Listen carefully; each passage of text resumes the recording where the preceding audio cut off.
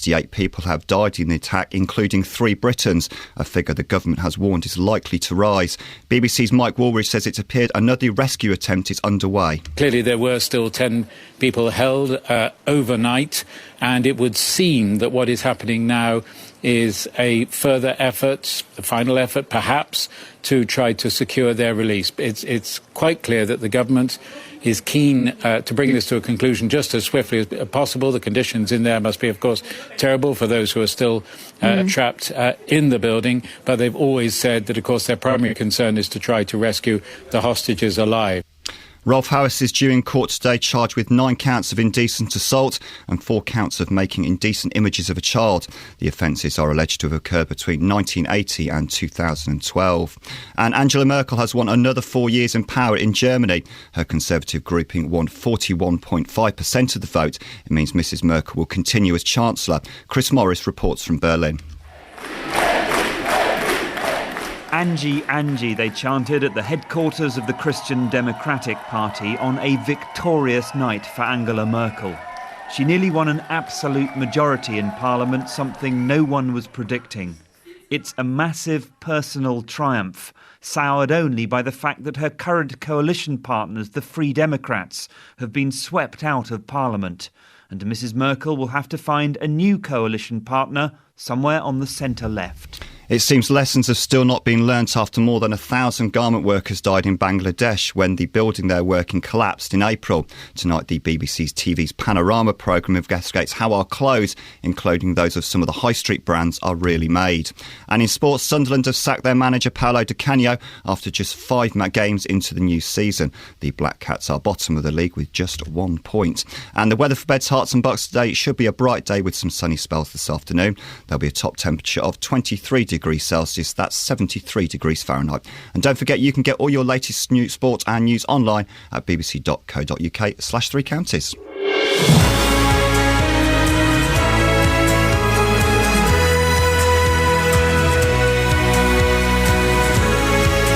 Morning, dear listener, this is Iain Lee, BBC 3 Counties Radio. I've just seen what someone's typed on my screen. I can't read that.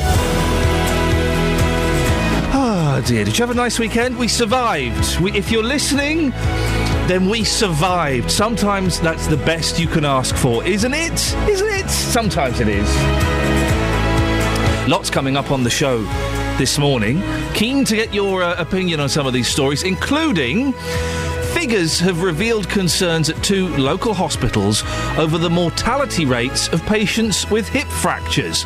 Find out which hospitals they are in a few minutes. You heard Richard there talking about cheap clothing. Well, do you feel guilty about cheap clothing? We all like walking into shops, don't we, and getting cheap trainers and trousers and shirts and things. And later, Justin Dealey will be talking complete and utter Botox. Facebook.com/BBC3CR. You can send me a text, 81333, start your text 3CR, or you can give me a call, 08459 455 555. Across Beds, Herts and Bucks. This is BBC 3 Counties Radio. Kelly Betts next door has just told me her jumper cost £6. That much? That much? Wow. 08459 455 555 is the phone number. Now, figures from the National Hip Fracture Database have revealed concerns at 2 local hospitals over the mortality rates of patients with hip fractures. Luton and Dunstable Hospital has the worst mortality rate, with 13% of patients dying within 30 days, whilst Watford General was second with 12%. Well, the figures show a wide disparity in care across the country, with some of the best-performing hospitals having figures of just 2%. I'm joined now by our reporter, Sophie Soleri, who's been looking into this. Sophie, these figures are, they're quite concerning, aren't they? They are, in fact. Indeed. You want to maybe put my microphone I do apologise. Yeah. In fact, it's been described as a lethal postcode lottery for hip fracture victims. The death rate at the L&D and Watford General are 6 times higher than most in the country. The national figures, every year, over 60,000 elderly people who are admitted to wards in England due to hip fractures. 5,000 die within a month. And two units that are of constant concern are both Luton and Dunstable and Watford General. Luton and Dunstable, as you say, the death rate 13% within 30 days of admission. Watford 12%. The National Hip Fracture Database report has called it an unacceptable level of care to frail patients. Do we know why this has happened? Experts are saying that patients were dying because they were not being operated on soon enough and not being seen by specialists and not having enough nurses on the ward. Indeed, we'll find out a bit more later on when we speak to the experts. But meanwhile, Catherine Murphy of the Patients Association has been quoted to have said it is unacceptable that this postcode lottery is allowed to happen, and further evidence the elderly are getting neglected and ignored. What have the two hospitals, Watford and L&D, said? Well, we've had a statement from West Herts Hospital NHS Trust. Their medical director, Dr. Mike van der Watt, said, as a trust, we treat approximately 450 people a year who have suffered a hip fracture. During 2012 to 13, we saw an increase in the mortality rate for these patients, and in July, we instigated a number of measures to address this rise. This included ensuring that we adhere to the national guidelines at all times. In addition, we have recruited a nurse who specialises in caring for patients who have suffered a hip fracture, and we've also set up a specialist committee of doctors and nurses to regulate, review the care provided to these patients and track our mortality rate as we move forward. Initial findings show that our mortality rates for our patients who have suffered a hip fracture have dropped in recent months. However, more analysis is needed.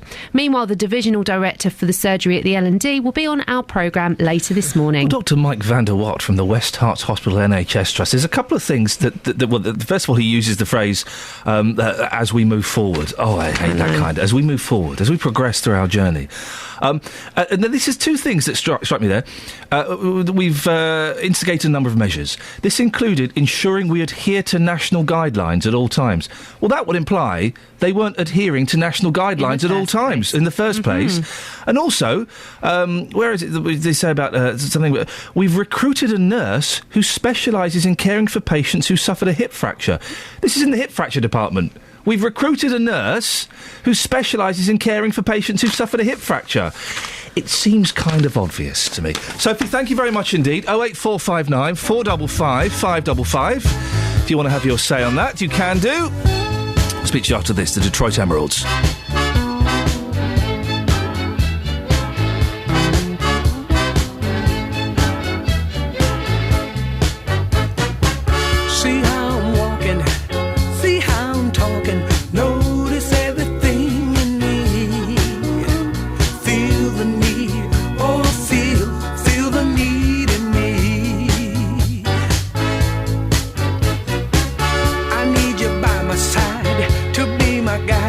You see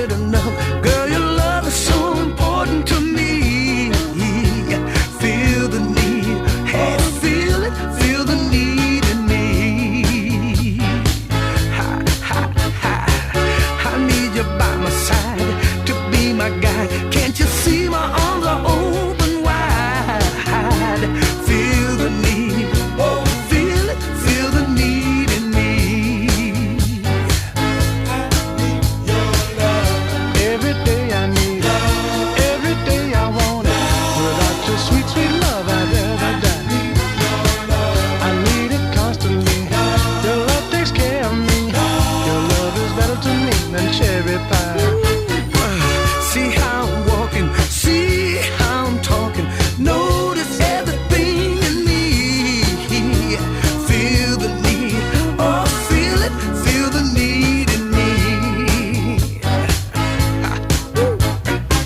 Just put your hands in mine, love me all the time to prove you will plainly see. Feel the need, hey feel it, feel the need in me. Here's something I don't get. And I need your help on this. Because I'm guessing one or two of you will have done this. I'm speaking primarily to the gentlemen, but maybe you ladies can explain why this is happening. There's a story, and this has always puzzled me. There's a story in the Sun on pages 20 and 21. Meet the men who have Botox with their misses. So I'm not 100% sure what Botox is. That's when you have an injection, isn't it, into your face to get rid of your wrinkles. Some people have it under their armpits because it stops them sweating. Sorry? So this is an injection into your face to get rid of the wrinkles and the lines, to get rid of the things that make you unique, to get rid of the things that indicate that you have lived a life and you have lived it well. If you've had this done, men or women, 08459 455 555. I'm keen to get your stories. I won't judge you much. Guys at the factory joke my forehead doesn't move, then admit they do it too. That's according to Gary, 44, a machine operator.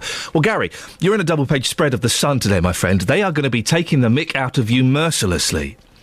So it's 6 gentlemen of various ages and various bland facial expressions who've all had Botox to combat the signs of ageing. Well, it doesn't combat the signs of ageing, does it? All it does is make you expressionless and pale-faced. John, 72, retired. As you get older as a couple, you no longer have so many more intimate moments together. Good. The thought of old people getting it on, no thank you. But you do still want to show your love by looking good for one another. You want to show your love by looking good for one another. OK. Steve, 53, he's a company director. I've never been one of those men who believes only women should take care of their looks. Are there any men who only think that women should take care of their looks? Really? Are there any men like that? Oh, my goodness, Steve. I've had my chest waxed, my eyebrows and lashes tinted, and even facials. I've had a facial. Very relaxing it was too. Very pleasant, very relaxing, very nice. Not for a long time. But then he goes and gets Botox injected.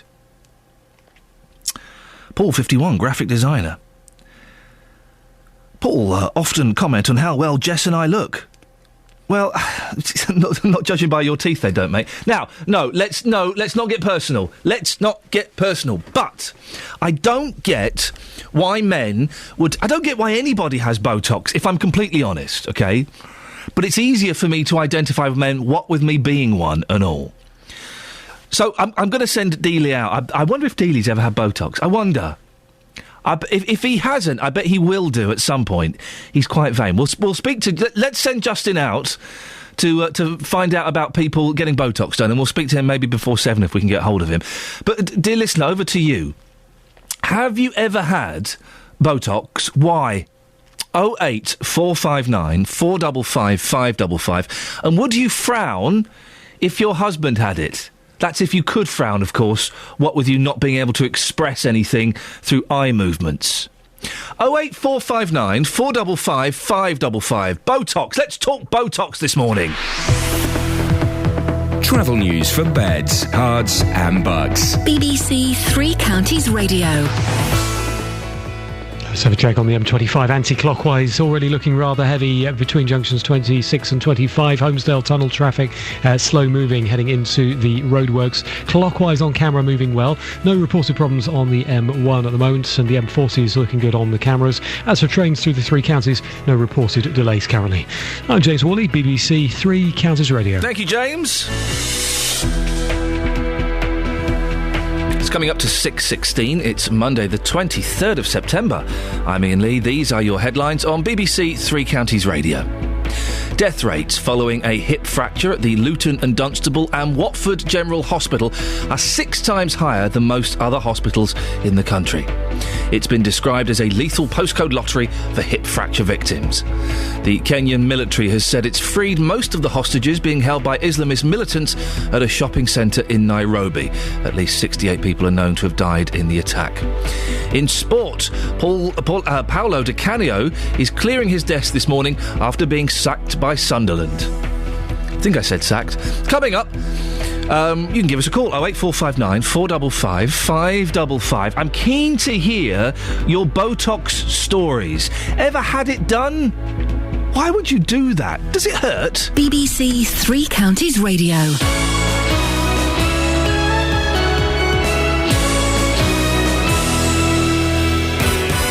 Strictly's back. Who'll be the prince of the passo and who'll trip up on their tango? It started with a sparkle as the stars were revealed. My favourite is the hairy biker. Mr. Chaplin. I think he's going to surprise us. Sophie Ellis-Bextor. Mark Benton. He'll really enjoy it. Then the pro dancers added their glitter. Ola's gorgeous. Pasha. Artem. He's got a really strong presence. James. Cheeky chappy. And now the judges want to see who will dazzle on the dance floor. Let's skip to the good bit.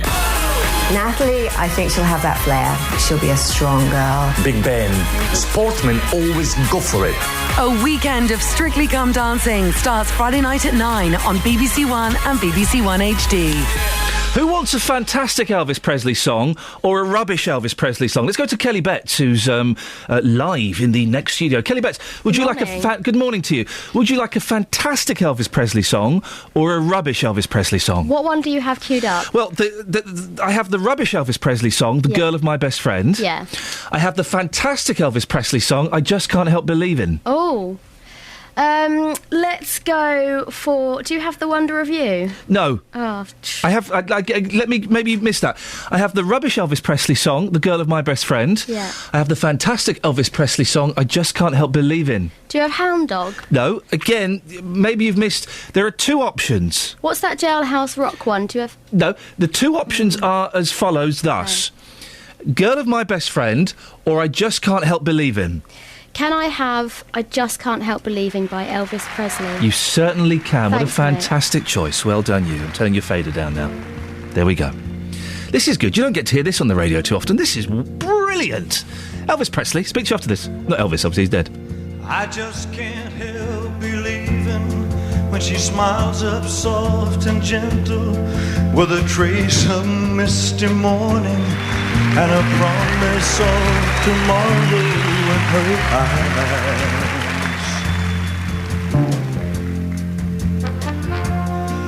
I just can't help believing when she's lying close beside me and my heart beats with the rhythm of her sighs.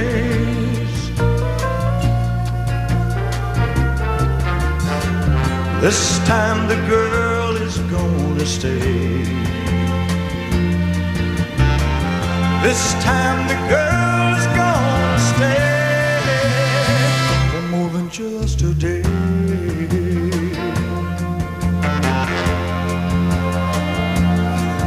I just can't help believing when she slips her hand in my hand and it feels so small and helpless that my fingers fold around it like a glove.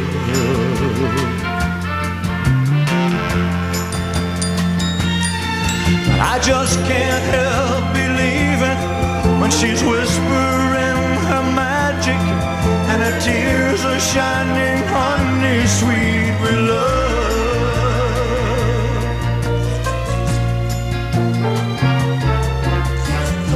This time the girl is gonna stay. This time the girl is gonna stay. This time the girl is gonna stay for more than just a day.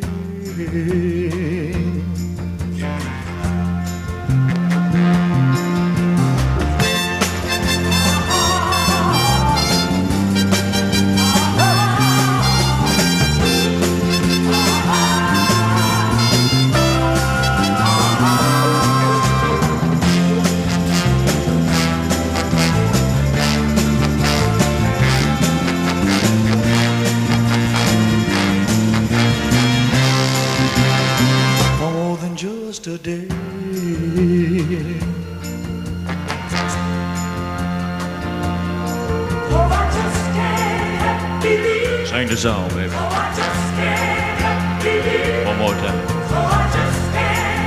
Yeah, one more.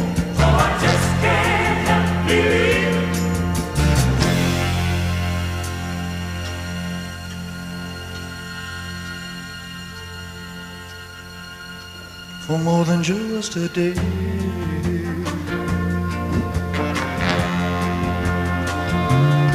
Well, I just can't help believing when she slips her hand in my hand, and it feels so small and helpless, and my fingers fold around it like a glove.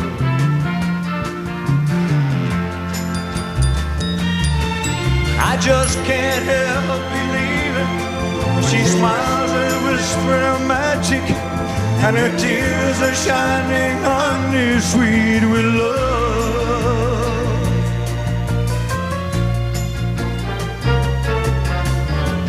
This time the girl is gonna stay. This time the girl is gonna stay. This time the girl is gonna stay. For more than just a day. That's a song, isn't it? That's a song.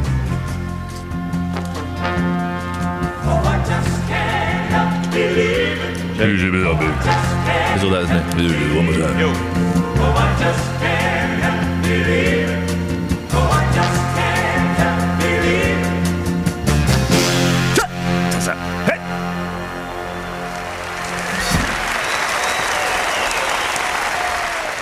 Oh, 84559. I do like that song. That's good.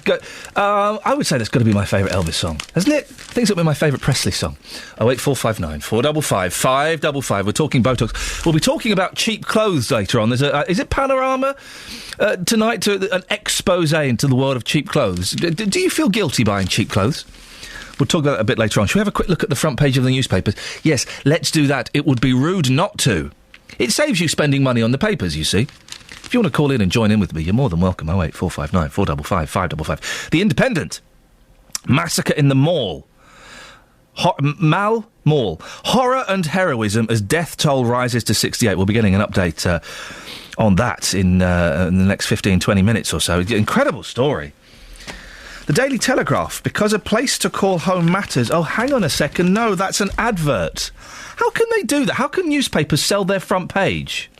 Because they're desperate for cash as the newspaper industry slowly dies. It's an advert for Lloyds Bank.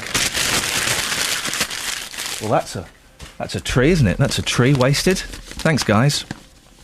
Daily Telegraph. Britain's killed in Kenyan massacre. Operation to free hostages underway. Terror group claims Londoner among gunmen. PM warns of more victims. Oh, this is just ridiculous. So Bradley's back on the bubbly. Bradley Wiggins, the first mod to win the Tour de France since Ronnie Lane in 1968. No? Anyone? No. OK, it's a joke. It's a joke. Is shaking a bottle of champagne. Labour admits migrant failings. Ed Miliband's flagship plan to reduce immigration would actually allow more foreign workers to come to Britain, Labour admitted last night. The omission led to Conservative claims that Mr Miliband's immigration policy was a shambles and followed business warnings that the policy would damage British companies. The Labour leader began the conference with an attempt to shift his party's image as being soft on immigration. The time. Lots of horrible pictures in the newspapers today, to be honest, because of this Kenyan thing. There's a horrible picture. By the way, don't turn to page... Well, I was going to say, don't turn to page 4 and 5 of The Sun, because you'll see a 4-year-old child stood next to a dead man. Also, don't turn to page 7 of The Sun, because you'll see Miley Cyrus twerking with a dwarf. Twerking is... So basically, twerking is when you wave your buttocks in someone's face. Is that it? Is that what it is? That's kind of the thing. You shake your booty... You thrust your hips forwards and backwards in the... So, am I twerking now? Is that twerk? I'm riding a tiny pony here, is the move I'm doing. Apparently I'm twerking in a dad way. Wow. Maybe I'll do a video of me twerking later on and we'll film me twerking and we'll put that. New low for Miley, singer's stage shocker number 2. Twerking with dwarf, then tears. Why shouldn't she twerk with a dwarf? Huh? That's got to be some form of ism, hasn't it? Dwarfism? Disabledism? Twerkism? It's something. Miley Cyrus performs a cheeky follow-up to her notorious... cheeky because it's bottoms. Notorious twerking dance as she gyrates on stage with a dwarf. I don't see what's the problem with dancing with a dwarf. The pop singer, 20, who sparked uproar with her raunchy dance at last month's MTV Video Music Awards, also patted her pint-sized pal's bum on stage. She then stunned fans at the end of a 4-song set, wow, at a Las Vegas music festival by breaking down in tears as she sang her new hit Wrecking Ball. See, I don't like Miley Cyrus. I like Hannah Montana. I'm not so keen on Miley Cyrus. Miley, whose set was introduced by Britney Spears, mental illness in pop. What's a good name for an album, isn't it? Was performing on a bill that included Justin Timberlake, Paul McCartney, Elton John and Bruno Mars. She told the crowd, there are always I nearly did the voice, but I don't know how she talks. I'm guessing she has an American accent. Beyond that, I couldn't tell you. There are always things that I'm doing that are getting me into trouble. It's just me doing what my heart and my soul are telling me. Soul, yeah. The soul. It's all inspired by my music. Miley, wearing a cannabis leaf design earpiece, oh dear, started off in a corset outfit and later went braless in a string vest-style frock with covers on her nipples. She was still wearing it afterwards when she got a hug from Britney, 31. Britney's older than 31, isn't she? Britney's older than me now, surely. She's been around forever. Her fellow star said, I remember that age when I was just transferring into my career and doing more controversial things. Oh, Miley Cyrus. Miley Cyrus. Let's do the front page of the Times and the Guardian. We'll do the Express and the Mail a bit later on. The Express are in trouble, I'll tell you why later. The Times, security forces surround mall massacre terrorists. And the Guardian. I mean, some of the pictures, a lot of the pictures from this Kenya thing are horrendous, but some of them are amazing. As you see policemen leading hostages away, and the front page of the Guardian is that a security officer or a policeman basically hiding in a coffee area of the mall. The final assault, Kenyan forces move in on terrorists. I suspect there's going to be a big explosion at the end of this. I don't think this is going to end nicely. Hands up, who doesn't think they've rigged that shopping mall with explosives? Anyone? And Merkel sweeps to third term. Angela Merkel. Is it Angela or Angela? It's Angela, isn't it? It's a hard G. She has a hard G. 08459 455 555. Let's get the travel news now with Adam Glynn. Adam Glynn with a hard G. Travel news for beds, cards and bugs. BBC Three Counties Radio. Thank you very much, Iain. Good morning. Things looking nice and clear out there on the main routes through the three counties. No trouble on any of the motorways that I can see. M25 moving well through the roadworks section. So's the M40 up at Junction 7 Tame. And we've got works in Bedford still. The A6 along Greyfriars. This is around the junction with Beckett Street. It's going to be there probably for another month or so, not causing any delays on the speed sensors. Can't really see any other issues. Train departure boards looking very healthy. Adam Glynn, BBC Three Counties Radio. Thank you very much indeed. Across beds, hearts and bugs. This is BBC Three Counties Radio.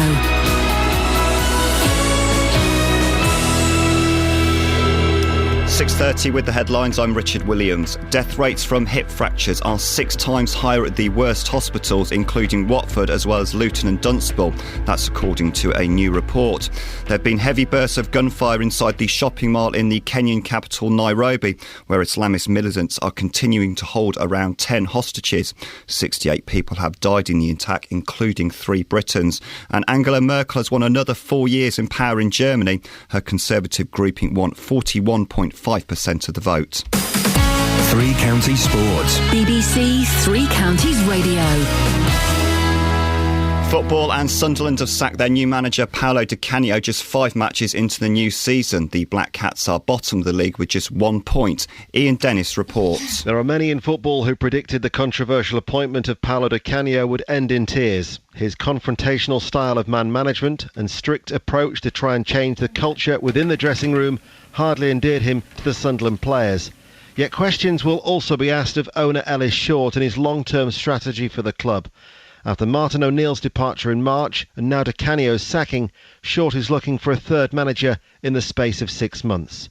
What will be interesting is the influence of Director of Football Roberto De Fanti in Di Canio's replacement, and fellow Italian Roberto Di Matteo is the early favourite. In the Premier League, Manchester City were 4-1 winners at home to rivals Manchester United. More from Mike Ingham. Well, if you think about the last 2 seasons, City won the title, then didn't significantly strengthen. United did and regained it. But having won that title, the boot on the other foot. United didn't significantly strengthen, City did, and how it showed. Simplistic perhaps, because there's much more to it than that. Granted, United are not the same without Van Persie, but apart from Rooney, nobody else really turned up to compete yesterday. Not enough heart and soul, and some soul-searching for manager David Moyes. Watford will be preparing for the visit of Premier League side Norwich tomorrow night in the Capital One Cup. Chelsea loan signing Josh McEachran could make his Hornets debut. Watford will be boosted by the 5-1 win against Barnsley on Saturday. Here's boss Gianfranco Zola. We have to be composed, Sometimes things they don't come very well as we wanted, but you dig in, you stay focused, and that's the way to make a difference. There were defeats for Milton Keynes Dons and Stevenage in League 1, while Wycombe drew at home to York in League 2. Luton go into their match at Woking tomorrow night off the back of their 3-2 win over Lincoln on Saturday. The Hatters are waiting on the fitness of striker Paul Benson. And in Formula 1, Milton Keynes-based Red Bull Sebastian Vettel won the Singapore Grand Prix. He now leads the championship by 60 points. Fernando Alonso was second, with Kimi Raikkonen finishing third. And cycling, Sir Bradley Wiggins won Cycling Tour of Britain. He finished 26 seconds clear of the field. There'll be more at 7. Call 08459 455 555. BBC Three Counties Radio. Thank you, Richard. Coming up before 7, we'll be speaking to Justin Dealey about whether he has or he hasn't had Botox. I bet he would. 08459 455 555. You want to give us your call on that. On to slightly more serious issues, though. The morning's front pages, I've just said, are dominated by the horrific events in Nairobi at the weekend. Horrible pictures of the victims covered in blood and children standing by bodies. Terrible. Terror at the shops is the headline in the Eye. Britons killed in Kenya massacre, says the Telegraph. And in this recording taken from CCTV Africa, you can hear shoppers panic when militants opened fire on Saturday morning.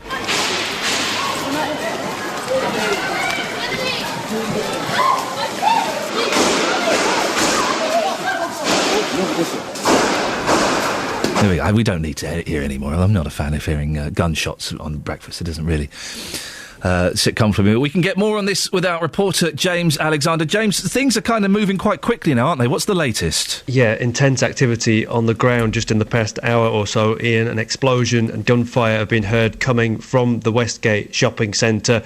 Reports a Kenyan army assault is now underway to try to end this standoff.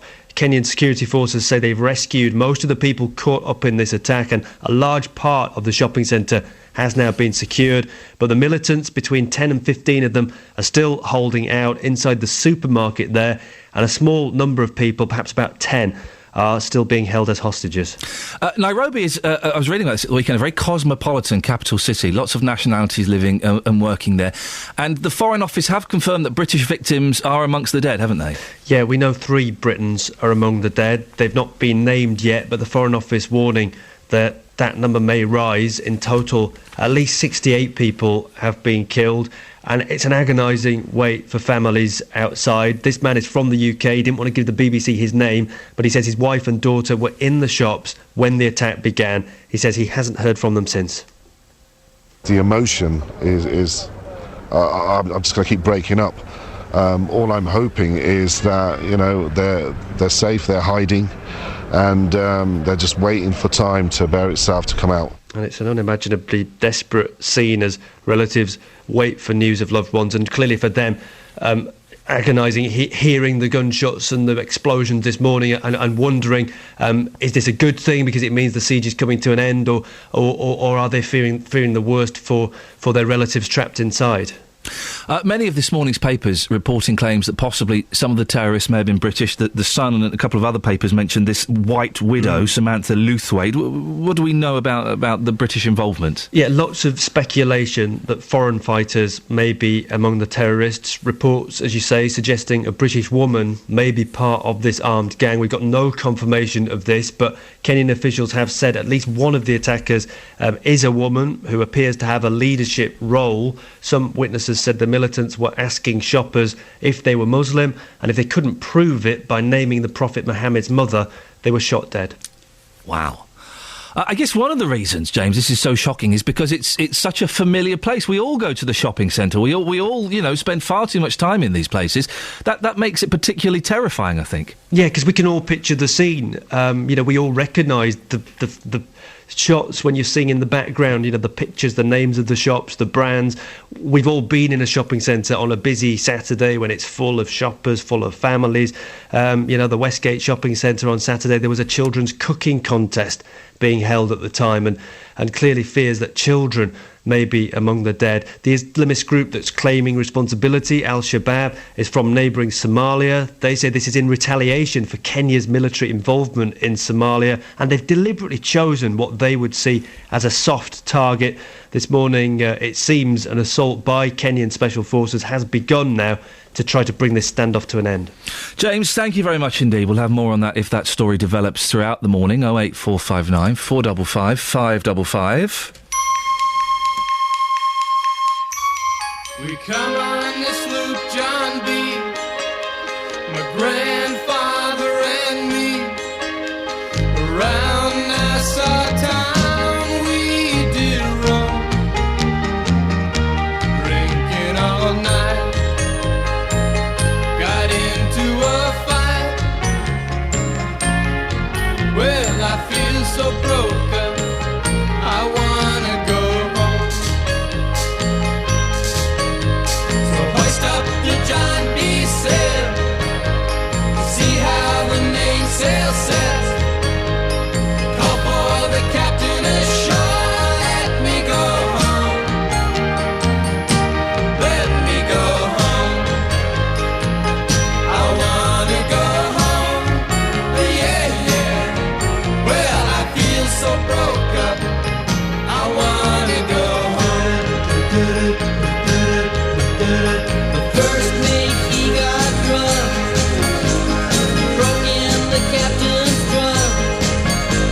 The constable had to come and take him away. Sheriff John Stone, why don't you leave me alone? Yeah. Well, I feel so broke up, I wanna go home. So hoist up the John B., hoist up the John B. See how the mainsail, see how the mainsail. Call for the captain ashore, let me go home, let me go home. I wanna go home, let me go home. Hoist up the John B. Feel so broke up, I wanna go home, let me go home. Poor cook, he caught the fit and threw away all my grit. And then he took and he ate up all of my corn. Let me go home. Why don't they let me go home? This is the worst trip I've ever been on. Hoist up the John B., hoist up. Morning, this is Iain Lee, BBC Three Counties Radio. 08459 455 555 is the telephone number. Can someone give us a call? I don't think our phones are working. I think our phones might be broken. Can we just... I know, listen, with the BBC, there's probably a technical department. Well, there is. But if I lodge an incident, we won't get any feedback for 6 weeks. 6 weeks! So I'm using you, dear listener, as the BBC Three Counties technical department. Could you give us a call just to test that the phones are working. I know. Doesn't it sound desperate and pathetic? And in many ways, it is. But if you don't call now, then we might as well just let JVS know that there's no point in him turning up. Because his show is very phone heavy. So 08459 455 555. Would you give us a call and just test... hang on a second, Ruth. Hello. Good morning, Ruth. Good morning. Your phones are working. Oh, Ruth, I was getting worried for a second. We were having a few technical problems. Oh, dear. I wasn't sure if we'd sorted... Ruth, while I've got you on the line, can I ask you a question? Yes. Botox. Oh. Would you? No. Ever? Never. You sound relatively young. I'm going to say... Oh, thank you. Oh, OK, I'm going to up my guess a little bit. I'm going to say 43. Oh, near enough, yeah. So 45. So, a little bit, but that's fine. OK, let's say 43. You're kind of approaching the age when, as I am as well, when, maybe one or two wrinkles might appear on our forehead. Would you not consider smoothing them away with a little bit of Botox? No. Why? Because... they don't last. They cost too much money. You get infections. And then you'll end up like Michael Jackson with a plastic face. With a plastic face and dead. And, well, yes, possibly. I don't think you got that through Botox. No. Let me just clarify that. What about, I don't know if you have a gentleman friend, but what about if you did, and they came home and said, Ruth, do you know what, I'm finding life so much hard work with, the stresses and strains of life. I think I'm going to get my face smoothed out. Well, I have got a husband, and right. he actually just was saying earlier, I'm getting lots of wrinkles. Oh. But do you like the wrinkles on his face? I don't notice them. Oh, that's true love, isn't it? It is. If he came home with a completely smooth face and couldn't raise his eyebrows, would you dump him? Oh, no. No, you'd still stick with him. Ruth, thank you very much for that and for testing our phone lines. Ken, you managed to get through this morning? No difficulty at all, old boy. Well, there we go. We've sorted out the problem we have with the phone lines. That's wonderful. Ken, while I've got you on, may I ask you a personal question? You may. Botox. Yeah. Would you? Certainly not. Good gracious me. What? Why? There's a story in the Sun today, and I have to put my cards on the table. I don't think I would ever have it done either. But there's a story in the Sun. These gentlemen, and they're all, I would say 4 out of 6 of them all look relatively normal, but they've had Botox to help them look younger. What do you think about that? I think it's ridiculous. Here I am, 70 years old, with a lifetime of experience, and every year marked by a wrinkle, a crease, white hair. I am definitely an ancient with experience. I don't want to hide my experience.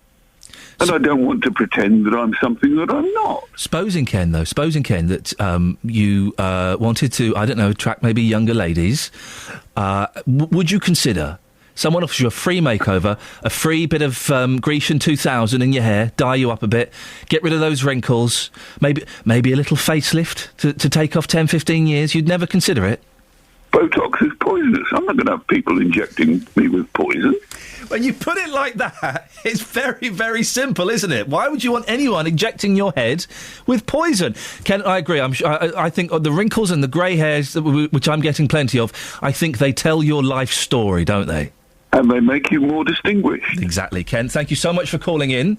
Well, the phones work. That's good. We managed to plug the right bit into the right socket. Good work, everybody. 08459 455 555. Ken makes a good point, doesn't he?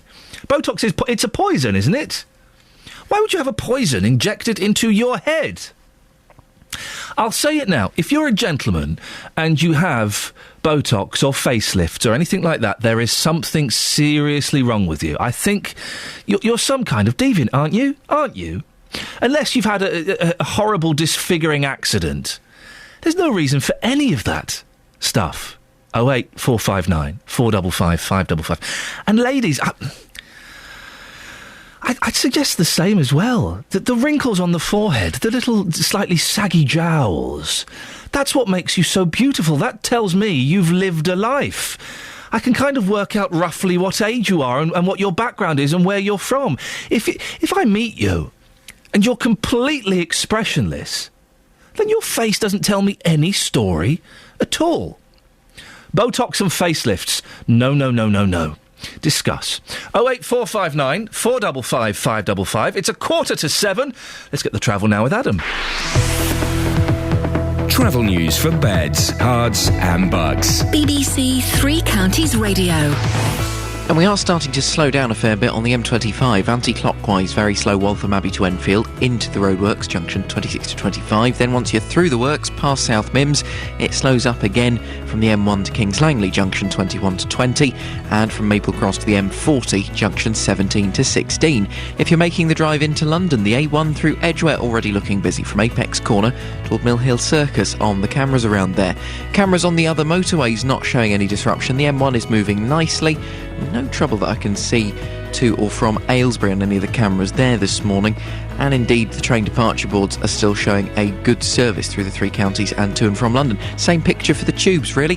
If you do spot something though, give us a call, let us know. 08459 455 555. Adam Glynn, BBC Three Counties Radio. Thank you, Adam. 6:46. It's Monday the 23rd of September. I'm Iain Lee. These are your headlines on BBC Three Counties Radio. A report has found that death rates at some of our local hospitals, including Luton and Dunstable and Watford, following hip fractures, are amongst the worst in the country. Angela Merkel has led her Christian Democrat Party to a resounding victory in the German parliamentary election, securing another 4 years in power. In sport, it's the blue side of Manchester with the bragging rights this morning after City beat United 4-1. Coming up, Justin Dealey will be talking a load of Botox. But before that, let's get the weather with Kate Kinsella. Beds, hearts and bucks weather. BBC Three Counties Radio. Good morning. Well, it's rather a misty and murky start for some this morning, but a mild one. The temperature outside ranging somewhere between mid-teens, so around 14, 15 Celsius. The minimum out there at the moment is around 14. So, yes, a very mild start to the day, and that temperature is set to climb as well. Now, this mist and fog, that's going to lift, but the low cloud will be quite stubborn. It will eventually start to thin, and we may get some sunshine later on this afternoon, but this cloud will be around, won't be too far away. Maximum temperature 20 Celsius, so another warm day on the cards. Now overnight we'll get some clear spells, and that's going to allow some mist and fog to form, perhaps more dense than the fog we're experiencing this morning, and more of it. The minimum temperature away from towns and cities around 11 Celsius. Now for tomorrow we may get some bright and sunny spells once that mist and murk clears out of the way, and again the temperature will remain similar, around 20, maybe 21 Celsius. It's only as we head through the rest of the week we might start to see a little bit of rain arrive overnight Wednesday into Thursday, and then the temperatures start to cool off just a little bit as we get towards the end of the week. And that's your forecast.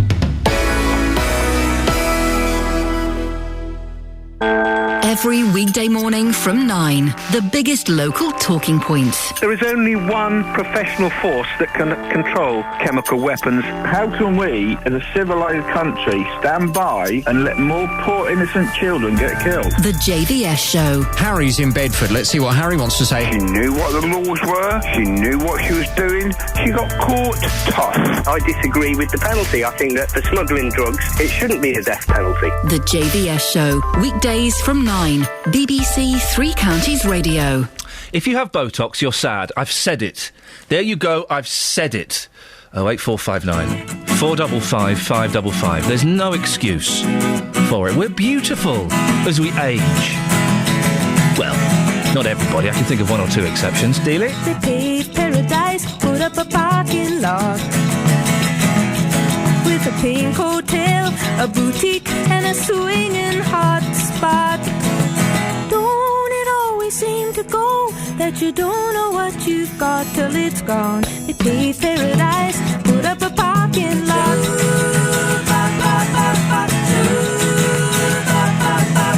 They took all the trees, put them in a tree museum, and they charged the people $1.50 just to see them. Seem to go that you don't know what you've got till it's gone. They paved paradise, put up a parking lot.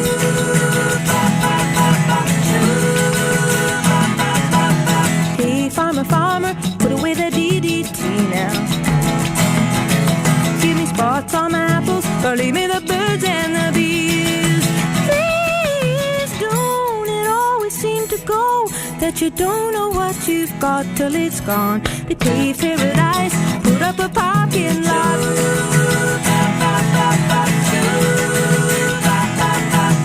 Late last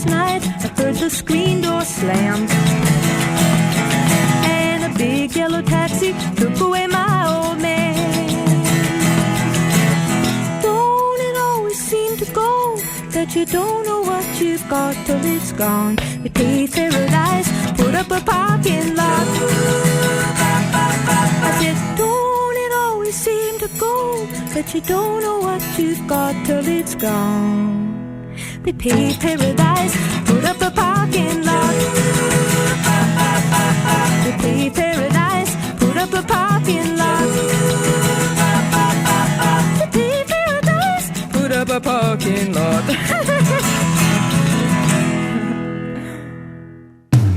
Call 08459 455 555. BBC Three Counties Radio. Morning! Here's the thing. Are you sad if you have Botox? I know women have been doing it for years. It's becoming more fashionable for men to do it. And I do think it's a sad thing to do. Clinics are reporting a 40% rise in the number of male clients. And this is what makes it even sadder, okay? Some of them, they're going on dates. So it'll be like husbands and wives, boyfriends and girlfriends going as twosomes to have Botox. I can't think of anything worse. What do you fancy doing this weekend? We could go for a romantic weekend in the castle. We could maybe just go out for a meal. Hey, we could get a DVD and order a takeaway. Or do you fancy going having some Botox done?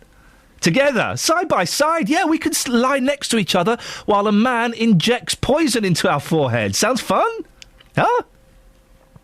08459 455 555. We can go to our fashion and anti-ageing correspondent, Justin Daly. Morning, Justin. Hey, good morning, boss. That sounds like a real buzz. These weekends, when can I book in? You're serious, aren't you? No, I'm not actually. I'm joking. I'm joking. Would you ever have Botox? Not at the moment, no. I mean, potentially in 10 years' time, I may consider it. I mean, you may consider all things in life, but at the moment, I'm quite happy the way I am. Thank you very much indeed. You did a good quote this morning. What was it one girl said about your forehead? She said, you're a very lucky boy. And I said, oh, tell me why. And she said, well, you've only got one line on your forehead. I think you've got about 6 or 7. So, yeah, I've only got one, so I'm quite fortunate there. Yeah, but it's about 5 inches wide, Justin. That's the thing. Yeah. So you wouldn't rule it out, because with the greatest of respect, you are quite vain, aren't you? No. Well... in your opinion. Oh, hang on a second. Let me just go and get the opinion of some other people who I work with. Kelly Betts, Justin Daly, if you had to pick one word that began with V to describe him, what word would it be? Vain. You'd go for vain? Yeah. Oh, could have gone for virgin. Sophie, you can move your microphone forward. Don't worry about that. That's fine. Let's Sophie, what do you think? Who, Justin? Yeah. You know, he's really vain. There we go, you see. 08459 455 555. Just how vain is Justin Daly? I thought this bullying was going to stop. No, it's going to get worse. So you've been out speaking to people this morning, Justin? Yeah, because, of course, most women, well, a lot of women in their 30s and their 40s do have Botox. Yeah, hang on a second. I'm glad you corrected yourself. Exactly. You can't say most women in their 30s have Botox. Lots of women in their 30s and 40s have Botox. So, we've been asking the men this morning, would they have Botox? Here's what they've had to say. No, definitely not. Can you tell us why? I'm just not that vain, I don't think. I'd just rather grow old gracefully. Why wouldn't I have it done? I think it's very vain, I think. Plus, it's not just a case of having it done once. You've got to have it continuously done, haven't you? So I think it only lasts for about 3 months. So it's a waste of money, to be honest, because eventually you're going to have to come back to the old face again, aren't you? So seems like you've checked this out, though. You've done your research on it. Yes, I have. No, I know people who have it done. So the people that you know that have had it done, do they feel more confident in themselves then? I think they do, but I think it's short term. I think the reality is that you're going to have to face life very shortly, I think, as you get older, and just got to come to terms, really. I think you've just got to face it and live with the face you've got, so. Yeah. Hey, Marty, how are you today? You well? I'm good, yeah. Fantastic. I've got a question for you. All right. My face is so fresh. Would you have Botox to be just like the rest? No, I wouldn't do that. Why? I wouldn't do that. Why not? Because I'll keep young. It's better to be natural than to use Botox or something like that. What do you think about these men, then, who walk around saying, I've had my Botox injections, I'm feeling good today? What do you think about these men? Are they just idiots? I think they would. That's it. That's the word for them. Weirdos. Yeah. Hey, sir, ever considered having Botox? What? Botox. Botox? Yeah. What's that? I don't know nothing about it. It's an injection they put into your face to make you look a bit younger. Nah, I'm alright.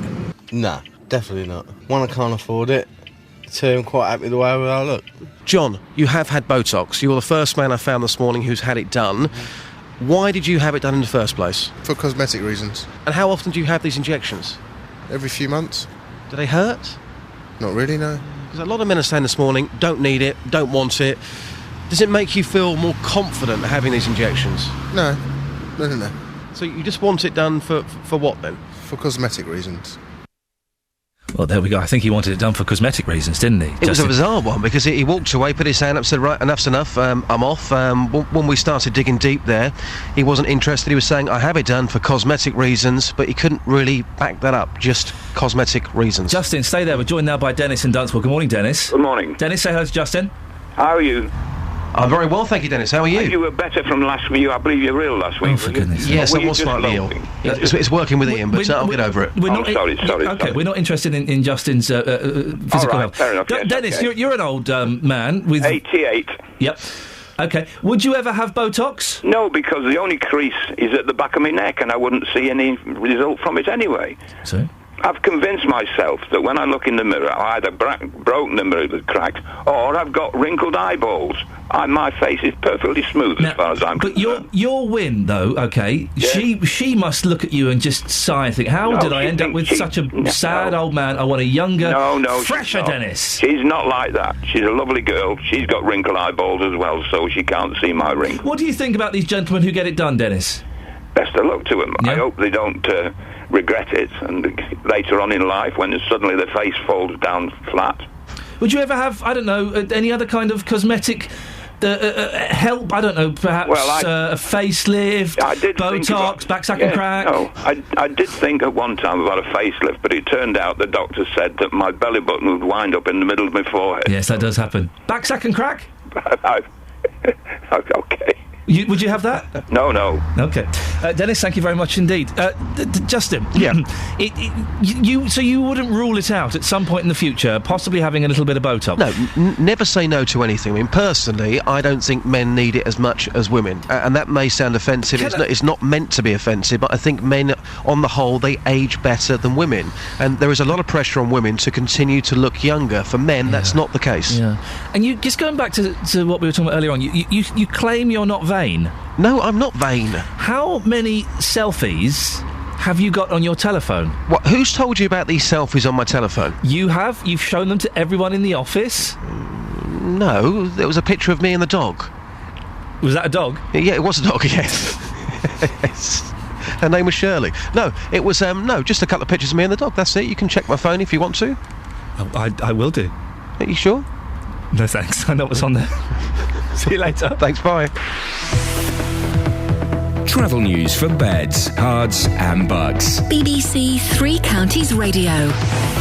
Reports of the entry slip to the M40 London bound being partly blocked at Stokenchurch. A broken down lorry apparently. So this is affecting traffic coming from the A40, trying to get onto the London bound M40 there at junction 5. And certainly we're hearing that there are queues around there as well. M1 starting to slant southbound from junction 11 at the A505 toward 9 at the A5 near Redbourne. And you've got the M25 delays, Waltham Abbey to Enfield heading into the roadworks. Once you're beyond the works from the M1 to Kings Langley and Maple Cross through to the M40, both looking very busy as well. The A1 through Edgware, if you're driving into London that way this morning, from Apex Corner to Mill Hill Circus, there's heavy traffic on the cameras. Trains and tubes, though, thankfully running without problems. Adam Glynn, BBC Three Counties Radio. Thank you, Adam. So if you have Botox, you're sad. It's as simple as that, isn't it? 08459 455 555. And which are the two hospitals that people are concerned about over mortality rates of patients with hip fractures? Find out after the news. Local and vocal across beds, hearts and bucks. This is BBC Three Counties Radio.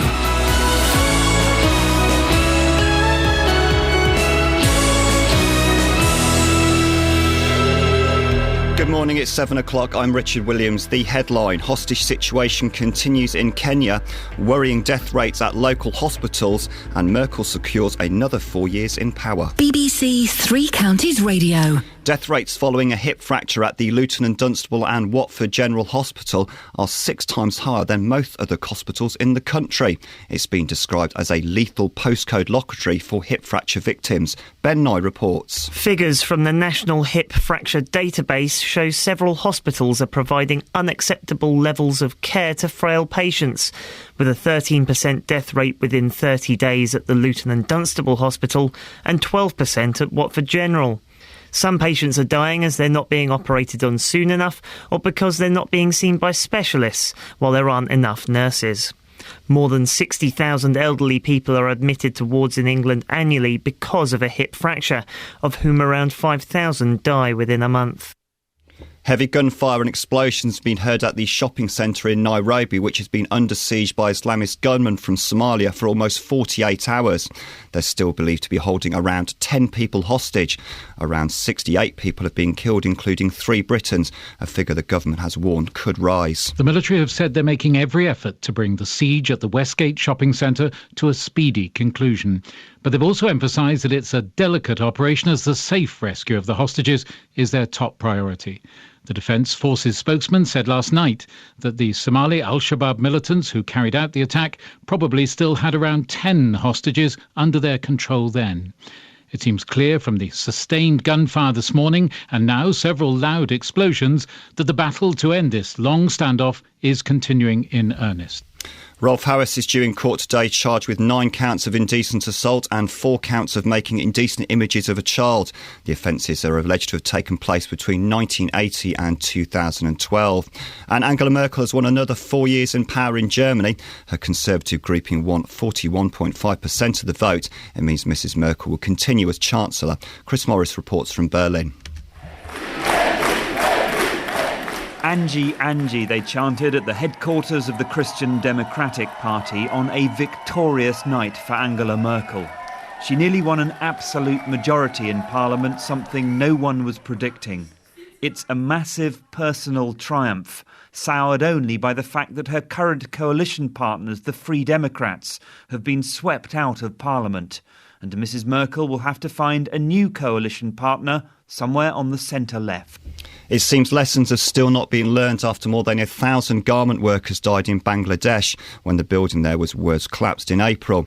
Tonight, the BBC TV's Panorama programme investigates how our clothes, including those of some of the big high street brands, are really made.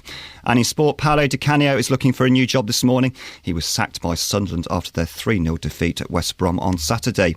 And the weather for Beds, Herts and Bucks today should be a bright day with some sunny spells this afternoon. It will be a top temperature of 23 degrees Celsius. That's 73 degrees Fahrenheit. And don't forget, you can get all your latest sport and news online at bbc.co.uk/3 counties.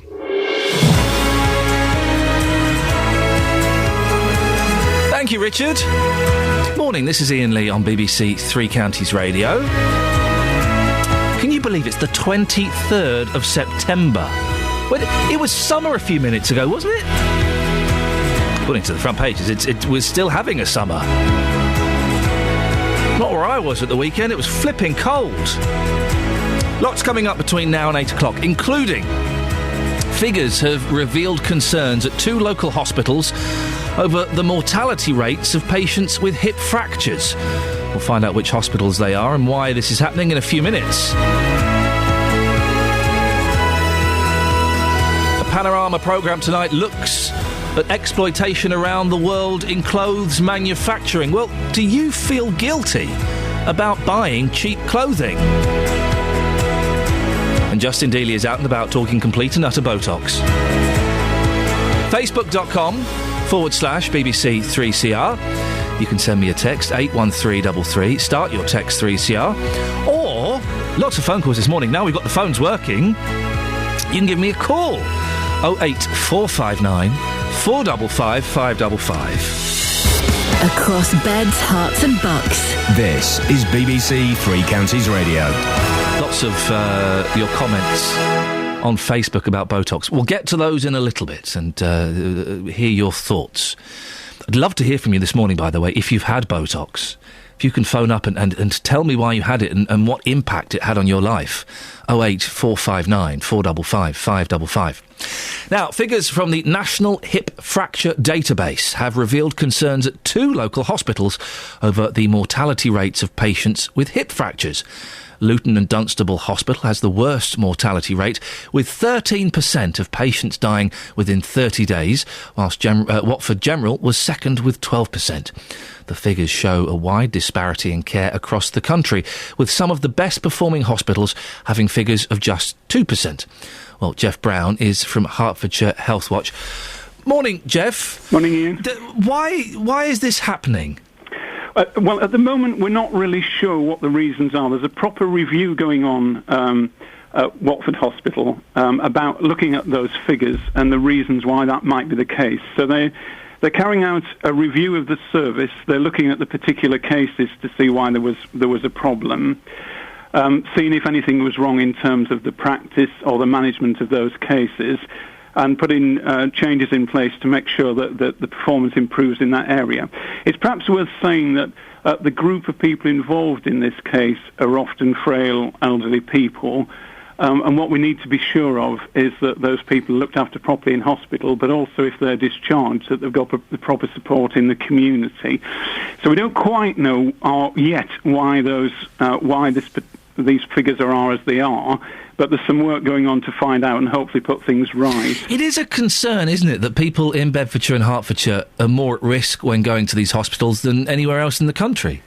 Well, it certainly appears that on those figures, and we're pleased that things are being put in place to address that. From a Health Watch Hertfordshire point of view, we're pleased to be involved in the process as a sort of patient champion. As you know, we're the sort of health and social care watchdog, and we're there to make sure patient views are taken account of and patient needs are taken account of. And we've been asked to be involved as an independent person looking at the data from these reviews to make sure that the needs of patients are being addressed, and at least hopefully we'll be able to make sure people in Hertfordshire and Bedfordshire get a fair share. We had a statement from Dr. Mike van der Watt, who is medical director from West Herts Hospital NHS Trust. I'm a little bit surprised by a few of the things that he highlights in the statement. Jeff, have a listen to a couple of these. It says we've introduced a number of measures. This included ensuring we adhere to national guidelines at all times. I'm surprised that they have to ensure they're adhering to national guidelines. That would imply they weren't before. And some of those include being seen by a specialist doctor in the days after their operation. Does that mean that people weren't being seen by a specialist doctor after the operation? Well, I think you can probably read between the lines that there was a need to do something about those things. I think there is that national guidance in place, and people should be seeing that specialist.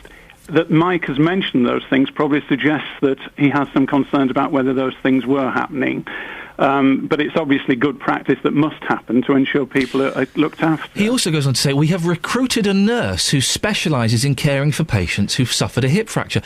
Well, that just seems common sense to me. Am I being naive? That seems an obvious thing to do, and it seems a shame and sad that that's only been brought in as a result of these distressing figures. Well, I don't think it's just these distressing figures, because I think there has been quite a change in approach within West Herts Hospital Trust. They've got a new chief executive who's determined to sort things out. They've got new directors, of which Mike, I think, is one. And they are looking not only at those national figures and comparative stuff, but they're actually walking around and seeing what practice looks like and whether it's good enough, and if it isn't good enough, doing something about it. So, these figures show an uncomfortable picture, but I think they're determined to sort things out as well by going round and finding out what's happening. And perhaps in some cases the practice wasn't as good as it should have been. What would you like to see happen next, Jeff? How do you hope this progresses? Well, I think that there needs to be transparency about what has gone wrong, if anything has gone wrong, and why those figures are so much worse in those places and other parts of the country, and what's been done to address it. They have got this risk review process looking at areas where there have been concerns. We'd like to see that carrying on. They're addressing a lot of the practice issues there, but we almost need a cultural change that ensures that people are at the centre of their care, they're treated well, and everything is in their interest. So I think we welcome what's been happening so far, but we want to see more of that, and we want to make sure that, as you say, the good practice nationally is happening in our hospitals. And should people be concerned, Jeff?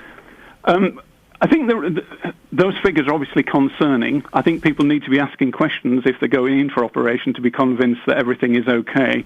I think what the positive side of things is that things are being addressed and things are getting better.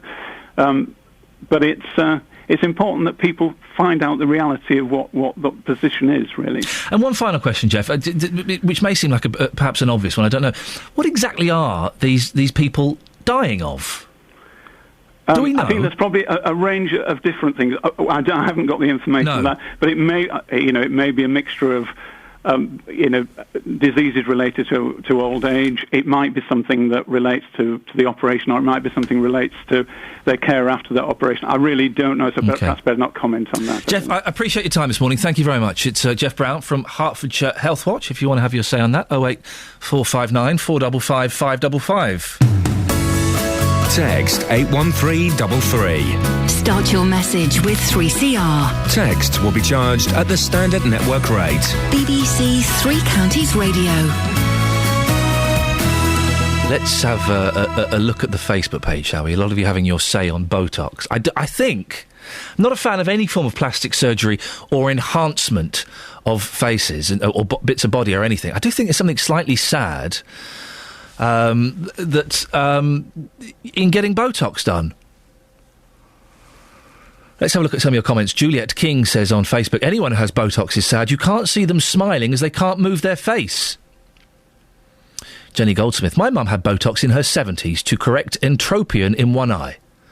Medical condition where the eyelid turns inward. Oh, let's just picture that for a second, shall we? It had the effect of removing the wrinkles under that eye. It looked really weird to see one old eye and one young eye. Oh, you think they would have said, while we're doing you, love, should we inject under the other eye so you look a little bit balanced? Simon says, unless you have a good reason, like Jenny's mum, accept what you've been given. I think that is. When did we kind of start saying, do you know what, I'm not happy with my lot, my physical lot, I'm going to change it? The 80s, the 70s possibly? I think the first breast enhancement, if I've got this correct, 1967, a woman called Carol Doda. Have I got that right? I think I have. Don't ask me how I know. It's a long story. 08459 455 555. If you have the Botox, there's something a little bit sad and a little bit lacking in your life. Do give us a call on that. I'm keen to get your thoughts. Also, later on, just after 7:30, we'll be talking about cheap clothing. And on Panorama tonight, investigates how our clothes, including some of the big high street brands, are made. It's no great shock, is it, that the majority of them are made by poor, in inverted commas, underpaid workers in places like Vietnam and India and Pakistan and places like that. Should we feel guilty if we buy cheap clothing? Exploitation? Does it make you feel guilty? Permission to speak freely. I like cheap clothes. I like buying cheap clothes. Does that make me a bad person? I like the fact I can buy a pair of jeans for 30 quid. I can get a pair of... Well, can you get them for 30 quid? I don't know. I've not bought a pair of jeans for ages. You get a pair of trainers for 20 quid. I like the fact you can do that. Am I bad for thinking that? Because we are exploited. Remember that horrible incident in India? Was it this year? Earlier this year, where that factory collapsed and dozens of people were killed because their working conditions weren't safe? Should we feel bad? Do you feel guilty if we buy cheap clothing? I don't quite know how to feel on this one. I think I'm erring on the side of feeling a little bit complacent and nonchalant about it. 08459 455 555. Do you feel guilty for buying the cheap, affordable clothing? 08459 455 555. You can also, if you want, send me an email. Iain.lee@bbc.co.uk. IAIN.LEE@bbc.co.uk. It's also the email to get in touch with me if you want to have a chat. If you want to send me a story that you think we should be covering on the show, a big story that covers the whole county or country, or a small story that just affects you, Iain.lee@bbc.co.uk. It's 7:15. Let's get the travel news now with Adam Glynn. Travel news for beds, cards and bugs. BBC Three Counties Radio. We've had an update on the M40. We're hearing reports of queues and that the entry slip road at Stokenchurch is partly blocked by a broken down lorry. So this is as you leave the A40 at Stokenchurch, get onto the London-bound side of the M40, and apparently that broken down lorry has also left a bit of fuel behind it, so a bit of a fuel spill there. Thanks to Martin, who called us. Looking at the speed sensors, the main carriageway for the M40 London-bound is looking a little bit busy past Stokenchurch as well, so that could be related to this, or it may just be general build-up of traffic around there. Any updates, of course, very much appreciated. A1 southbound, slow moving from the St Neots junction to the Black Cat roundabout. The A1M then looks busy around Stevenage at junction 7, and the A1 into London slow from Apex Corner to Mill Hill Circus. The M1 heaviest at the moment from junction 11 to junction 9. M25 anti-clockwise, slow from back at the M11 in toward Enfield and the roadworks. Busy from the M1 to Kings Langley and Chorleywood through to the M40. Adam Glynn, BBC Three Counties Radio. Thank you, Adam. More from you in 15 minutes. Right, 7:16, it's Monday the 23rd of September. I'm Iain Lee. These are your headlines on BBC Three Counties Radio. Death rates following a hip fracture at the Luton and Dunstable and Watford General Hospital are 6 times higher than most other hospitals in the country. Heavy gunfire and explosions have been heard at the shopping centre in Nairobi, which has been under siege by Islamist gunmen from Somalia for almost 48 hours. In sport, Paolo Di Canio will be collecting his P45 this morning. He was sacked by Sunderland yesterday. Coming up, foreign students are being deterred from courses at British universities because of public paranoia and xenophobia. 08459 455 555. BBC Three Counties Radio.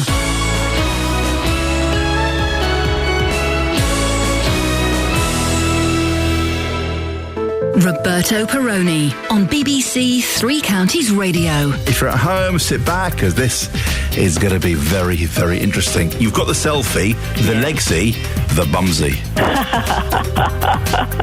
You're going to start that trend. Roberto Perrone. We seem to be heading headlong into war again. We're very keen to stop this from happening. We don't know where this might lead. The lie that took us into the Iraq War could become a shocking truth in this one. Roberto Perrone. Weekdays from 3 on BBC Three Counties Radio. Morning, this is Iain Lee, BBC Three Counties Radio. If you want to give us a call, then please do. 08459 455 555 is the telephone number. You can also go to facebook.com/BBC 3CR. Now, foreign students are being deterred from courses at British universities because of public paranoia over immigration. That's according to the University of Hertfordshire's Vice-Chancellor. During a conference, which was attended by Vince Cable, Professor Quentin McKellar said, "We do have an issue, not just within universities, but in the whole of the United Kingdom, in terms of having essentially quite a xenophobic population." Well, the Professor joins me now. Good morning, Quentin. Do you stand by these comments? Well, I think there's definitely a concern with the electorate who don't want to see indiscriminate migration into the United Kingdom. I think we want, obviously, to have sensible controls on migration, but we still want to be able to attract talented people into the country. And, of course, in universities, we do that to a very large extent. Why do you think this xenophobia is present at the moment? Well, I think actually, if you actually look at the way British people integrate with people coming into the country, I think we're actually a very tolerant, very multicultural society. But it does appear that we're concerned about indiscriminate migration, and I guess there's good reasons for that. But of course, within universities, the people that we attract, the overseas students, they come to the UK, they get their education here, and by and large, the very vast majority of them then return to their country of origin. So I think, in a sense, it would be sensible to take them out of the migration numbers and allow universities to attract good quality students from wherever. You say we're quite tolerant, and I like to think that we are quite tolerant for the most part, but you did use the phrase that we are a xenophobic population. Well, I genuinely think that we are an extremely tolerant society in this country, but we certainly do have concerns about indiscriminate migration. Well, how does the tolerance tie in with being a xenophobic population? They seem contradictory to me.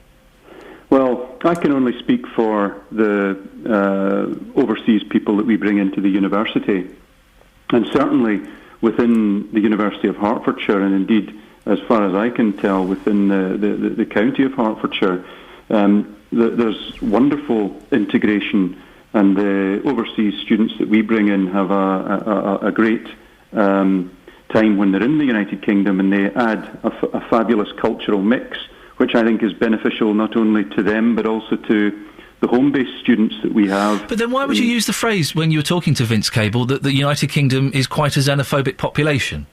Only because I think that the various political parties have a great deal of difficulty in dealing with migration as a topic, simply because the electorate will essentially not support policies which allow what I would consider to be sensible controls on migration, which still allow talented people to come into the country. And I think, in terms of the student population, taking students out of the migrant numbers would be hugely beneficial for the United Kingdom, because those students, as well as bringing the various cultural benefits to the United Kingdom, they also bring extraordinary economic benefit. I mean, I can tell you for the University of Hertfordshire, the overseas students that come to Hertfordshire spend about £86 million in the county every year. So it's a fantastic economic boost for Hertfordshire. The university also gets higher fees, doesn't it, from foreign students? So that might be another reason why you're so keen to have them.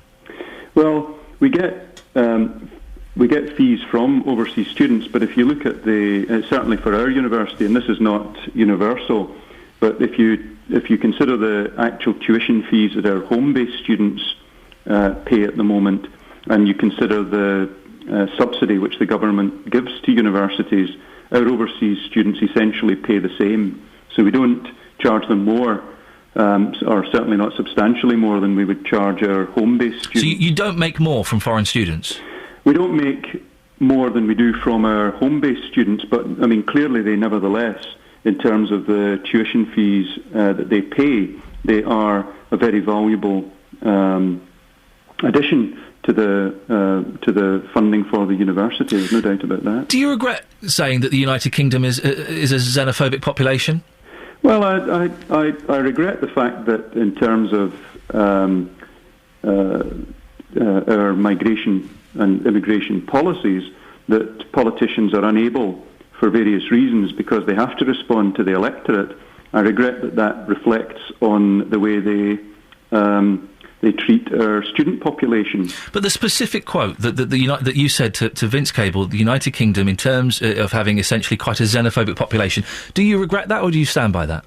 Well, I've already said to you that I think that the politicians that we have a difficulty in creating what I would consider to be appropriate policies for overseas students, because the electorate have a concern about indiscriminate migration. And my view is that actually it would be helpful if we had more sensible controls which allowed talented people to come into the country. And I mean the students that we get, very vast majority of them, will all go back to their country of origin after they've done their degrees. And indeed, it used to be that they had an opportunity to do what was called a 2-year post-study work visa, and that was essentially automatic. And even when they had that opportunity, and when they stayed and did work in the UK, the vast majority still returned to their country of origin at the end of that period. So, Quintin, just to finish off, you're saying you do stand by the term that the United Kingdom is a xenophobic population? Well, I have a concern that we are, as a population, I have a concern... Xenophobic? No, I have a concern that we're... You seem reluctant to use that word again. Well, I feel that the journalists who were at the meeting have pounced on that word, and they consider that word to be inflammatory. Well, it is a powerful word, isn't it? The intention aside, it is a powerful word, and you did say it, and I'm just trying to... So do you regret saying it? I stand by my concerns about the electorate being... xenophobic? Being particularly concerned about indiscriminate migration. I don't think that you could twist the word to consider what the current behaviours of people are to our overseas migrants, and indeed I think that we're actually extremely tolerant with regard to overseas migrants in this country. And I think that's a good thing, incidentally. I think it's fantastic that we have a multicultural society. So, I'm going to ask one more time. Because I don't understand. I don't understand the answer, Professor. It's are you saying yes, we are xenophobic population, or no, we're not? Well, I think we are concerned about indiscriminate. So we're xenophobic. That's for sure. Xenophobia is different from racism. I'm well aware of that. I'm sure most of my listeners are. That's why I'm being very careful about my answer. Absolutely. But no, exactly. And I think most of my listeners are intelligent enough to draw the distinction between xenophobia and racism. I'm not in any way. I hope I'm not implying that. Well, I hope you're not, because that's not what I'm suggesting. I'm trying not to. Yeah, all I'm saying is that there's a concern about indiscriminate migration. Professor, it's nice to talk to you. Thank you very much for bearing with me.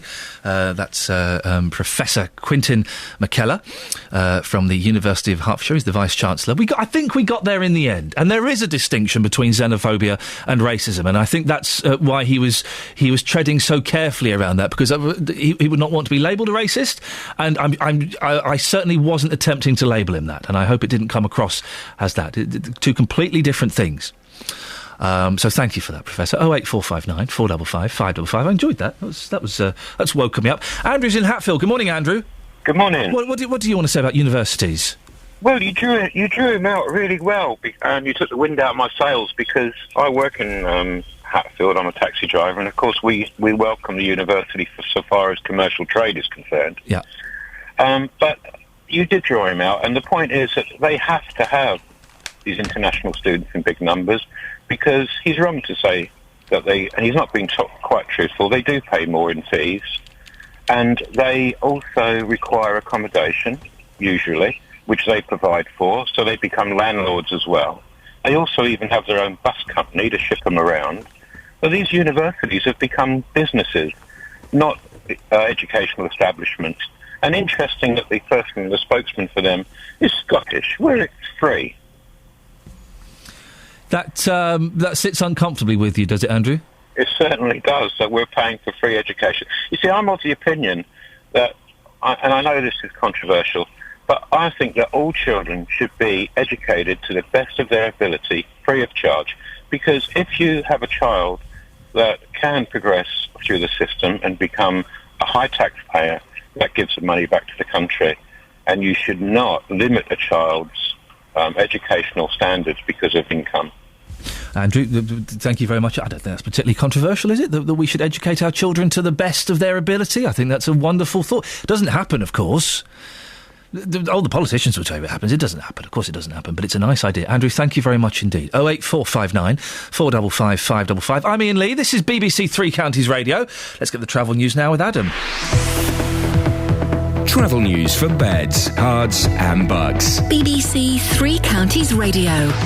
Looking at the M40, London bound, it's one lane closed on the main carriageway. We spotted it on the cameras. We originally had reports that it was on the entry slip as you join the M40 from Junction 5, but of course it's just after Junction 5 and there's congestion on the main carriageway back to Junction 6 at Watlington, but there's also some queues on the entry slip road, so it's likely that's what people have been getting caught up in. They're doing the recovery work now, so one lane closed off just after Stokenchurch, broken down lorry which has left a little bit of a fuel spill behind it. On the M25, stop-start traffic through the roadwork section this morning, past Enfield toward Potters Bar. Very busy then as you continue around the motorway, past the M1 toward the M40, junction 21 to 16. The A1, it's slow from St Neots to the Black Cat roundabout, busy again on the A1M at Stevenage, and slow into London as you make your way toward Mill Hill Circus.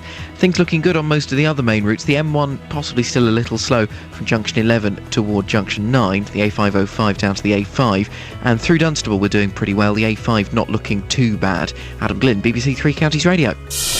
Across beds, hearts and bugs. This is BBC Three Counties Radio.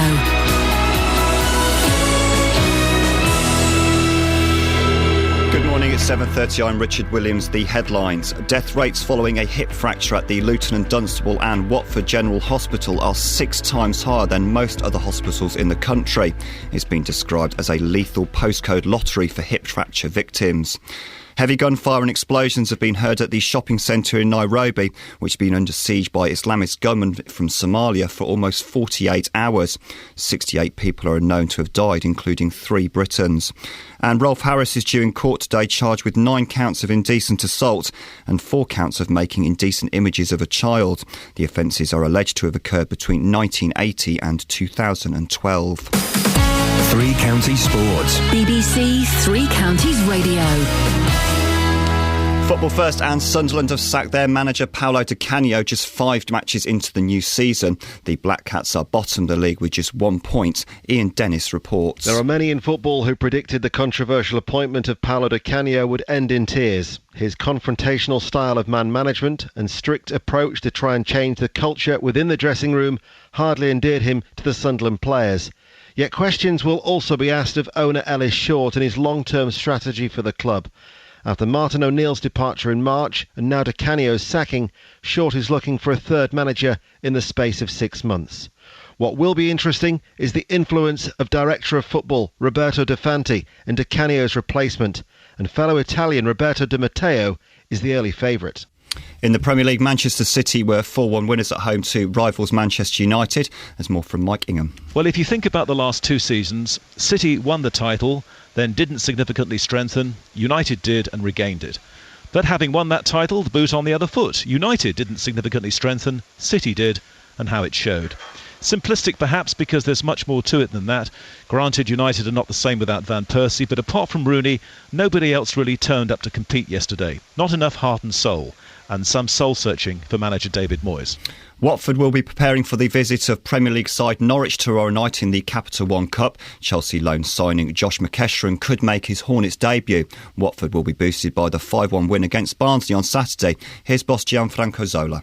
We have to be composed, Sometimes things they don't come very well as we wanted, but you dig in, you stay focused, and that's the way to make a difference. There were defeats for MK Dons and Stevenage in League 1, while Wycombe drew at home to York in League 2. Luton go into their match at Woking tomorrow night off the back of their 3-2 win over Lincoln on Saturday. The Hatters are waiting on the fitness of striker Paul Benson. And in Formula 1, Milton Keynes-based Red Bull's Sebastian Vettel won the Singapore Grand Prix. He now leads the championship by 60 points. Fernando Alonso was second, with Kimi Raikkonen finishing third. And Sir Bradley Wiggins won cycling's Tour of Britain. He finished 26 seconds clear of the field. And golf, Sweden's Henrik Stenson, well, he's $11.4 million richer this morning following his win in the Tour Championship. The win also secured him the FedEx Cup. That's nice work if you can get it. There's more at 8. Call 08459 455 555. BBC 3 Counties Radio. Morning, this is Iain Lee, BBC 3 Counties Radio. Lots coming up between now and 8 o'clock, including more of your calls on Botox. Can we find somebody, ideally a gentleman, but I'll speak to a lady if that's all we can get. Can we find somebody who has had Botox? There must be somebody listening to this who is, well, I was going to say is raising a smile. He's trying to raise a smile because they've had Botox. 08459 455 555. Now, a BBC investigation has found factory workers in Bangladesh are being forced to work 19-hour shifts in dangerous conditions to make clothes for Western high streets. Panorama discovered some factories hide the long hours from retailers by keeping 2 sets of books. Secret filming also captured a security guard locking workers inside a factory. Well, the investigation comes 5 months after 1,100 people died at the Rana Plaza disaster. Richard Bilton has been looking into this and joins me now. Richard, good morning. How widespread is this abuse? Well, 4 million people work in Bangladesh's garment industry, and it's thought up to 30% work in dangerous conditions. As you say, Rana Plaza is the incident most people know about, but danger's still remarkably common.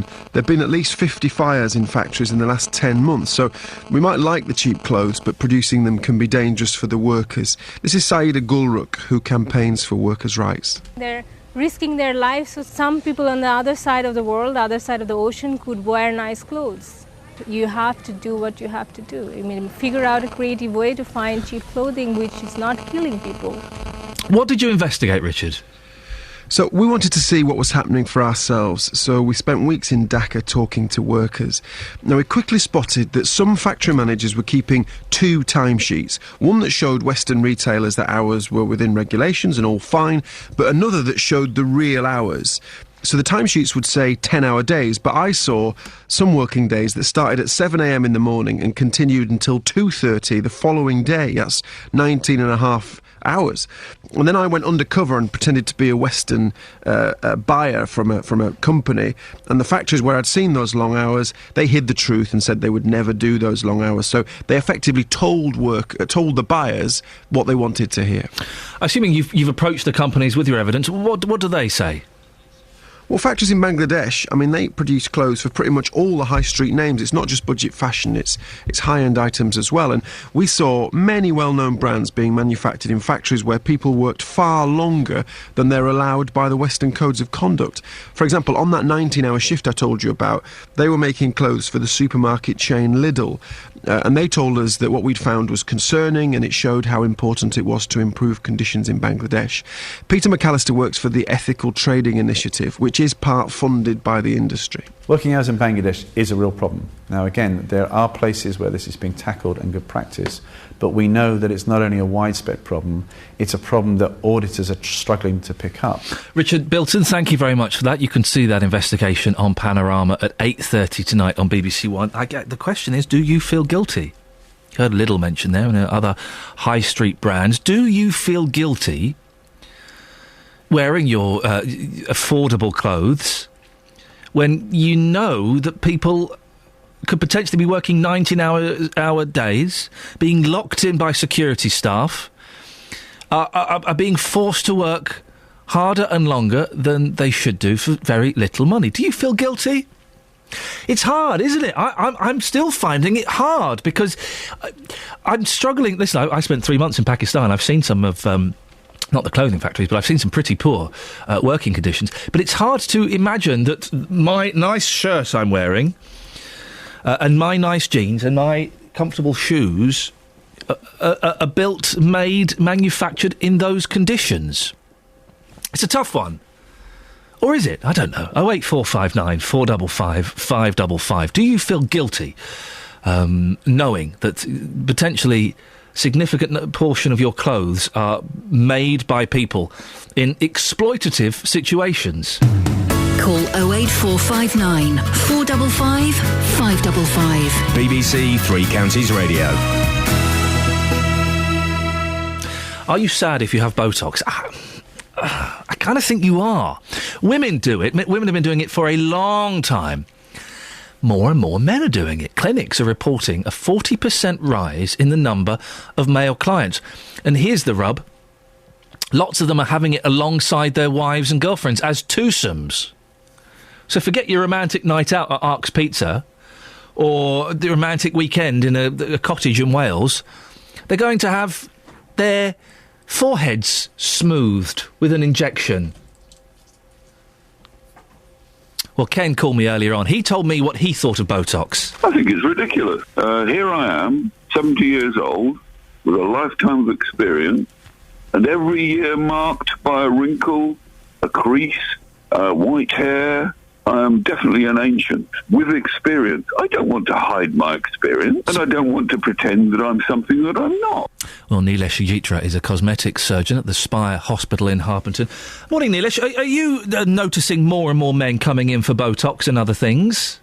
Yeah, I mean, certainly over the last couple of years, there has been an increase in the amount of men looking for such treatments. Why do you think that is? Well, partly due to more media interest, more social media, and as you say, wives and girlfriends doing the same, and then them coming along and thinking, oh, maybe I can benefit a little bit from this. And do couples come in together for a double treatment? Not often, but there has been more and more in the last year or so, thinking that once their partner's had something successful, then they think, oh, maybe I can have something. What exactly is Botox, Nilesh, and what does it do? So it's neurotoxin that essentially paralyzes the muscles, and when the muscles contract, they form creases. So it's a temporary treatment lasting approximately 6 months. And if I was to come in and want to get rid of my wrinkles in my forehead, how much would that cost? Depending on the number of areas to be there's a few. On. There's quite a few. So usually between 250 and 350. And how long does that last for? 6 months. And do people, when they come out and they look at themselves and they go, are they happy with the results? Is there ever anybody that goes, oh, I can't frown anymore, or I can't raise my eyebrows? No, I think as long as you counsel them appropriately in the first instance, they are happy, and you've talked about various things like deep creases not being sorted out. But a lot of people do come and say, I don't want that frozen look. And it's important to give them natural amounts of the substance. Is there something a little bit sad about it, Nilesh? By having things like this done, what am I trying to say? We're losing part of our personality. Our faces tell so much about us in terms of how old we are, where we've been, what we've experienced, that by literally ironing out those wrinkles, we're losing some of that story, aren't we? We are to some extent, but I think it's that quest to look younger, isn't it? Yeah. Would you have it done? Maybe in the future. But you're a little bit hesitant. Not yet. Are you quite happy? Maybe. Are you quite happy, kind of growing old gracefully? To some degree, yeah. Not got to the age of wrinkles yet. Listen, it's going to happen, mate. I tell you that now. It happens to the best of us. Thank you very much, Nilesh Sujitra, a cosmetic surgeon at the Spire Hospital in Harpenden. Would you have it done? It just strikes me as a very, very odd, nay, sad thing to do. 08459 455 555 is the telephone number if you want to give us a call. Would love to talk to you if you've had it done. Please. Would love to talk to you if you've had it done.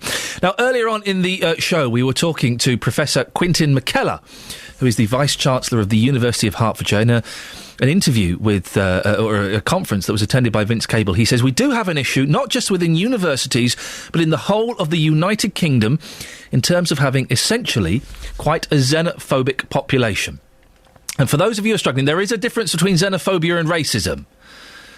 Xenophobia, the dictionary definition, or a dictionary definition, is a person unduly... xenophobe is a person unduly fearful or contemptuous of that which is foreign, especially of strangers or foreign peoples. Kathy is in Hatfield. Morning, Kathy. Good morning. Kathy, what would you like to say about this? I'm a primary teacher. I've worked in Hatfield for 7 years, and something that generally isn't considered by people is the impact on primary education. And often people come to the university for a year or two, often to study postgraduate courses. And as the professor said, they then go back to their own countries. Now, some of these people have young children that come to our education system without speaking a word of English, and teachers are expected to educate them and bring them up to the same level as the expected level of education for that particular age group. And what happens is schools have to spend money from their budgets to employ additional staff, specialised staff, to support these children. And I think often that impacts on the children, the English-speaking children who are struggling, because that money is not then there in the school budget for them. So what would you suggest is done? Are you saying that the children of these foreign university students shouldn't be taught in our primary schools? No, that perhaps there should be some contribution from our local universities to give some of the extra funding they get for the foreign students, that some of that should be filtered through to the primary schools to help support their children to be educated. And how many of these kids do you think you get on average? Well, it's hard to say precisely, but sometimes a third of the children in the class can have English as a second language. No, is that not necessarily are all of those children? Right. Some are Eastern European, but those families are intending to stay in the country. So what I'm trying to do is differentiate the children who come temporarily, and really it's almost a bit like a babysitting service, right. Because if they want to go back to their own country for a month at a time, they will do so, take the children out, and then they come back again and have regressed with their English language. And again, that support has to be implemented. And do you try talking to these parents and saying, come on, this isn't fair, pull your socks up? No. You don't at all? No, I think it's a bigger picture than that, than trying to speak to one parent. You know, I think it's the system. If the universities are getting extra funds for these people, then maybe some of that funding should support their children in primary education. Kathy, thank you very much indeed. Kathy in Hatfield, primary school teacher. Well, there you go. 08459 455 555. It's BBC Three Counties Radio. Let's get the travel news now with Adam. Travel news for beds, cards and bugs. BBC Three Counties Radio. There are still delays on the M40, London bound. One lane's closed. While recovery work continues, a lorry broke down and left a bit of a fuel spill just past Junction 5 at Stokenchurch. The congestion now is back to Junction 7 at Tame, where they're doing those roadworks, of course. So it's very, very busy through there this morning. Southbound M1 slow from Junction 11 at the A505 toward 9 at the A5 past Redbourne. A1 southbound is busy from St Neots to the Black Cat roundabout. Then a clear run past Biggleswade and Sandy, but it slows again Stevenage on the A1M, and then into London it slows up on the A1 around Boreham Wood, Stirling Corner to Mill Hill Circus. Busy in Cheshunt, the A10 southbound, slow moving from the Great Cambridge Road to Winston Churchill Way on the way down to the M25. Anti-clockwise delays into and through the roadworks section, Junction 25 to 23 at South Mims and the A1M, and further round there are delays and slow moving traffic from the M1 to the M40, Junction 21 to 16. Trains and tubes though running well. Adam Glynn, BBC Three Counties Radio. Thank you, Adam. 7:47, it's Monday the 23rd of September. I'm Iain Lee.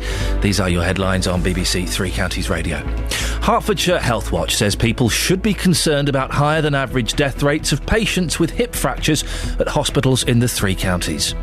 Heavy gunfire and explosions have been heard at the shopping centre in Nairobi, which has been under siege by Islamist gunmen from Somalia for almost 48 hours.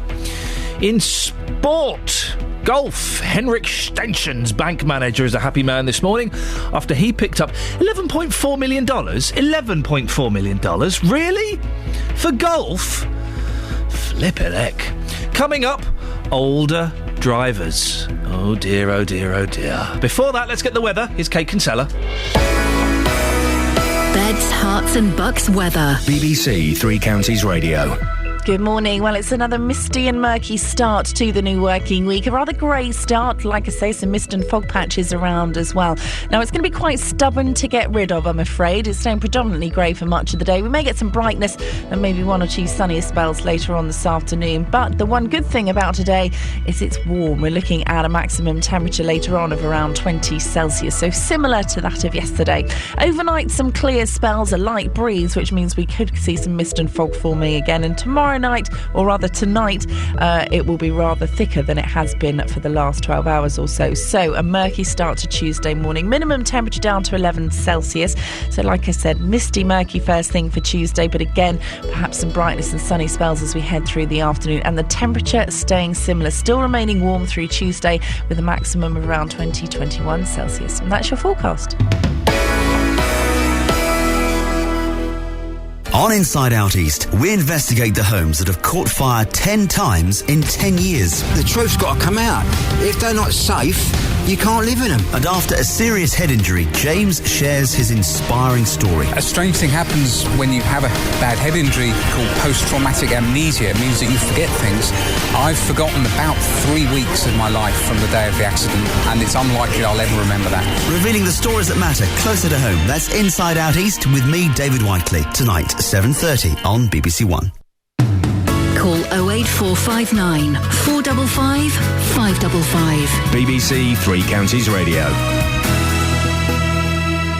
Morning, this is Iain Lee, BBC Three Counties Radio, 08459 455 555. Every now and then, a story pops up about older drivers. There's one today. Shall we have a look? It's page 13 of the Daily Mail. It's underneath a picture of Miley Cyrus twerking, so let's just fold that over because it's distracting. Can you twerk, Justin? Can I what? Can you twerk? What does that mean?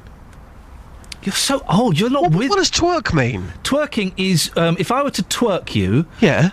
If I were to twerk you off, I would be standing in front of you, kind of, gyrating my buttocks. Right. And I'd be going like this.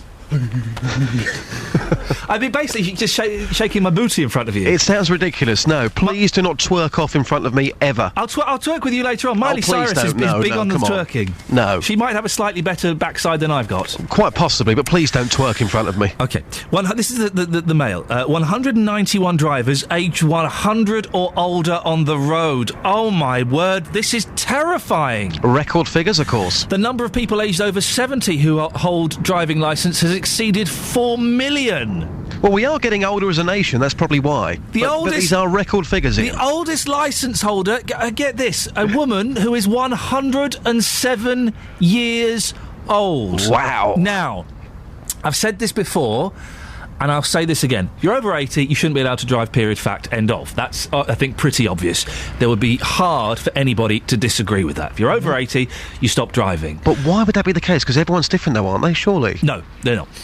And if you are over 65, you have to do a driving test every year. We have to keep the roads safe, Justin. And some of these older drivers, no disrespect, some of these older drivers just aren't up to it. Roads have changed since the First World War. There are more vehicles. We don't have that man waving the red flag in front of the car anymore. Obviously the roads have changed, but I don't think you can be as stereotypical to say that every single person over the age of 80 should not be on the roads, because you could have somebody who's 85 years old and they've got the reactions of somebody who's 50 years old. We can't put everybody into the same boat, can we? If yes, we can, Justin. If it saves a life, then I'm afraid we do have to. They've got free bus passes, and I know we have a lot of older listeners, and I love all of them, apart from Dennis. But no disrespect, but they should not be allowed to drive. It seems obvious to me, and I think people would be hard pushed to disagree with that if they really look into their hearts and souls. Well, I have to say, this morning I've been out and about talking to motorists. Most people agree with you. I've been getting people's opinions about older drivers, and here's what people have had to say. A nightmare. Most of them are an absolute nightmare. Can you explain what you mean by that? Drive slow. Some of them don't indicate. Just a nightmare. So dangerous to the roads, dangerous to the road, yeah. Personally, I think they're worse or more dangerous than younger drivers, to be honest. Now, when you say they're dangerous, what are they doing? Less aware, to be honest. And I know people say the younger drivers are quite bad, but I think older drivers are quite bad too. I just don't think their reactions are the same anymore. It's totally different. It's they certainly slow down, don't they? You know, and when you come to junctions and things like that, they haven't got the confidence anymore, I don't think. I mean, just lastly, this report out today says that there are drivers out there above the age of 100. Do you think there should be a cut-off point that says once you hit a certain age, you shouldn't be driving on our roads? Yeah, I think so, yeah, definitely. And what do you think that age should be? What's a fair age? Well, if they're looking at 70, if they're retesting them at 70, so that's got to be somewhere around that mark. They should be tested thoroughly, not just out on the roads, for their reactions and everything. Can't be the same anymore, can it, when you're 70? Yeah, I think we have got, as we're getting older and we're living longer, we obviously have got older drivers on the road, yeah. What's your opinion about some of these older drivers that you've experienced? Are they a danger to our roads?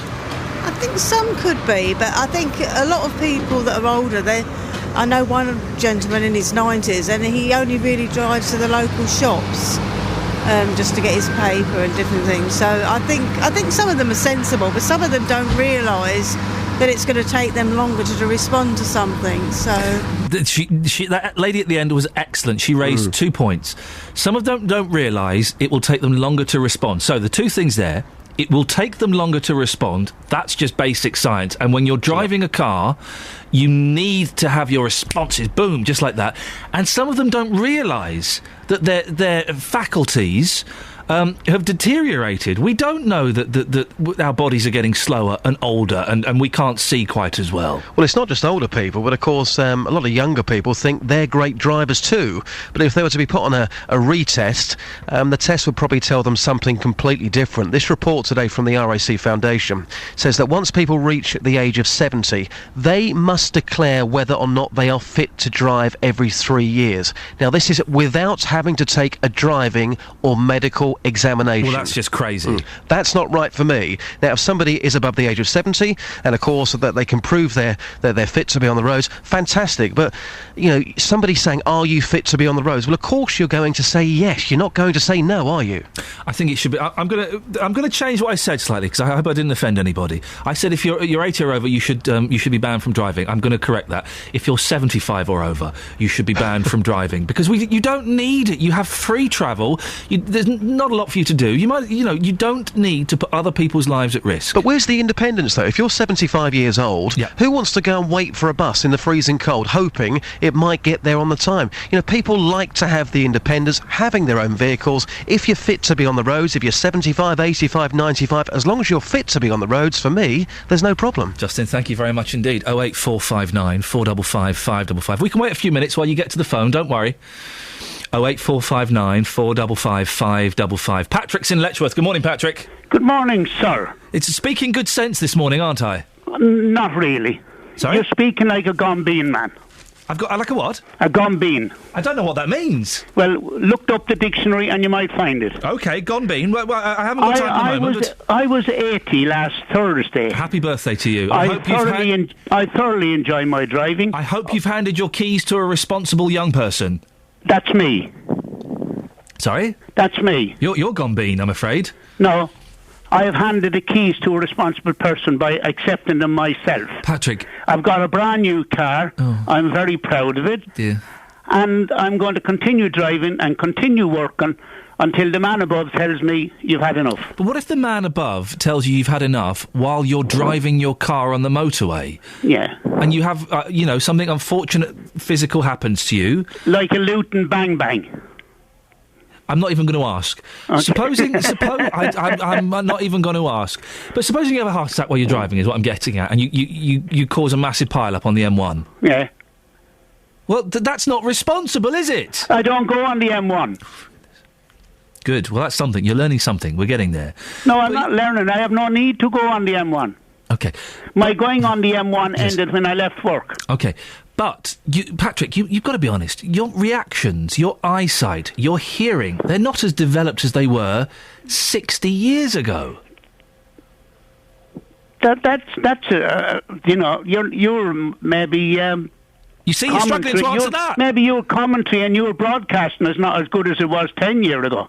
Well, listen, there's no doubt about that. I was a different man 10 years ago in more ways than one. Certainly more on the ball. Yeah. But you see what I'm saying, Patrick? You struggle to respond to that, and I'm sure you're a very sharp young man, but as we get older, it happens to all of us. It's not an admission of defeat or weakness. We all get a little bit slower.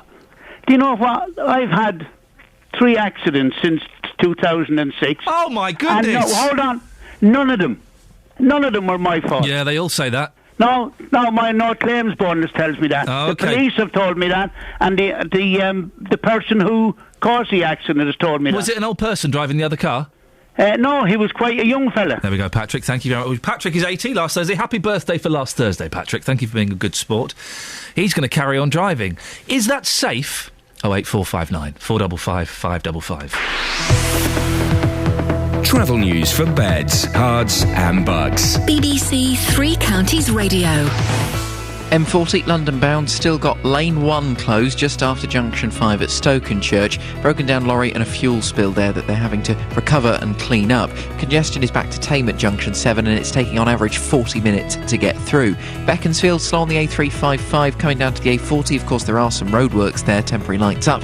M1 southbound slow, junction 11 the A505 toward Redbourne, junction 9 the A5. A1 southbound looking very slow from St Neots to the Black Cat roundabout. The A1M busy past past Stevenage at Junction 7 and slow into London from Stirling Corner to Mill Hill Circus on the A1.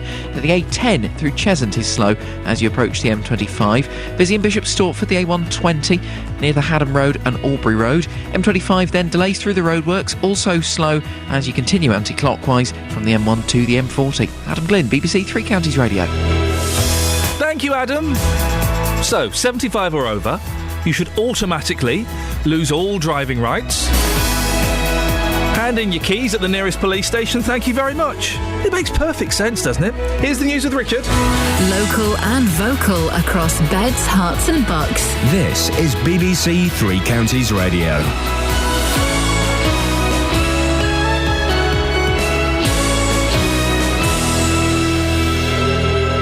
Good morning, it's 8 o'clock. I'm Richard Williams. The headlines. Hostage situation continues in Kenya, worrying death rates at local hospitals, and Merkel secures another 4 years in power. BBC Three Counties Radio. Heavy gunfire and loud explosions have been heard coming from inside the shopping centre in Nairobi, which was stormed 48 hours ago by militants from Somalia. Kenyan forces are battling to take control of the entire complex and say they freed almost all of the hostages. We know at least 68 people have been killed. 3 of them were British. The latest from Mike Woolridge. The military have said that they're making every effort to bring the siege at the Westgate shopping centre to a speedy conclusion. But they also say they're doing their utmost to save the remaining hostages' lives. They describe it as a delicate operation, and it's also clear they could be entering the most dangerous phase of what has been a highly complex operation over the past 48 hours to comb through the large 4-storey centre, releasing the hundreds of trapped shoppers and store staff, and to pin down the militants. They're believed to number between 10 and 15. Death rates following a hip fracture at the Luton and Dunstable and Watford General Hospital are 6 times higher than most other hospitals in the country. It's been described as a lethal postcode lottery for hip fracture victims. Asked by Iain earlier on BBC Three Counties if people should be concerned by the figures, Jeff Brown from Hertfordshire Health Watch said patients should not be afraid to ask questions. Those figures are obviously concerning. I think people need to be asking questions if they're going in for operation to be convinced that everything is okay. I think what the positive side of things is that things are being addressed and things are getting better. But it's important that people find out the reality of what the position is, really. Rolf Harris is due in court today, charged with 9 counts of indecent assault and 4 counts of making indecent images of a child. The offences are alleged to have taken place between 1980 and 2012. And the German Chancellor Angela Merkel has been returned to power in the German parliamentary elections.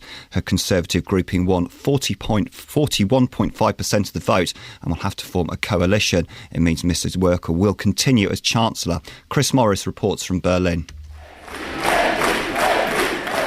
Angie, Angie, they chanted at the headquarters of the Christian Democratic Party on a victorious night for Angela Merkel.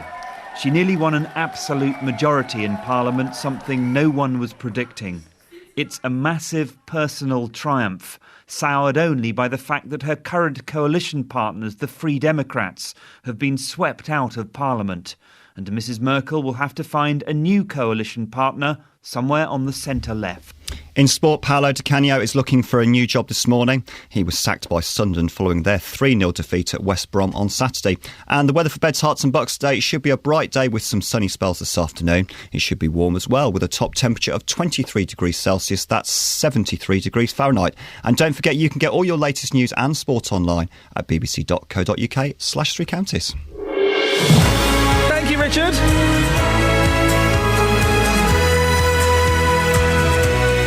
Morning, this is Iain Lee, BBC Three Counties Radio. For a Monday, it feels like a Wednesday. It might not mean anything to you, but I already feel I'm kind of in my stride. Normally takes me a couple of days, Mondays and Tuesday shows, let's be honest. A little bit poor sometimes. I feel we're at Wednesday's high point already. Lots coming up between now and JVS at 9 o'clock, including... Figures have revealed concerns at 2 local hospitals over the mortality rates of patients with hip fractures. Well, I'll tell you which hospitals and what's happening in the next couple of minutes. Do you feel guilty about buying cheap clothing? And with over 4 million drivers in the UK over the age of 70, isn't it time older drivers handed in their keys and made the roads a little bit safer. Facebook.com/BBC3CR. You can send me a text, 81333, start your text 3CR, or you can give me a call, 08459 455 555. Across beds, hearts and bucks. This is BBC Three Counties Radio. 08459 455 555 is the telephone number if you want to give us a call. Now, figures from the National Hip Fracture Database have revealed concerns at 2 local hospitals over the mortality rates of patients with hip fractures. Luton and Dunstable Hospital has had the worst mortality rate, with 13% of patients dying within 30 days, whilst Watford General was second with 12%. The figures show a wide disparity in care across the country, with some of the best performing hospitals having figures of just 2%. Well, I'm joined now by Dr. Robin White, Divisional Director for the Surgery at the L&D. Good morning, Robin. The L&D had the worst mortality rate. Why? Oh, Robin? Good morning. Sorry, I had you on the wrong fader. Yes, the L&D's got the worst mortality rate. Why? We identified this as a problem long before any of these figures came into the national arena. Back in February 2012, we first detected a problem, and following that, I undertook an audit of all of the deaths that we'd had in the previous year within the Trust. I reported to the Trust Board in April 2012 and identified 3 key areas that we were failing on. Essentially, those were cohorting of patients onto a single ward so that specialist care could be delivered by a single group of nurses and doctors rather than being spread out across the Trust.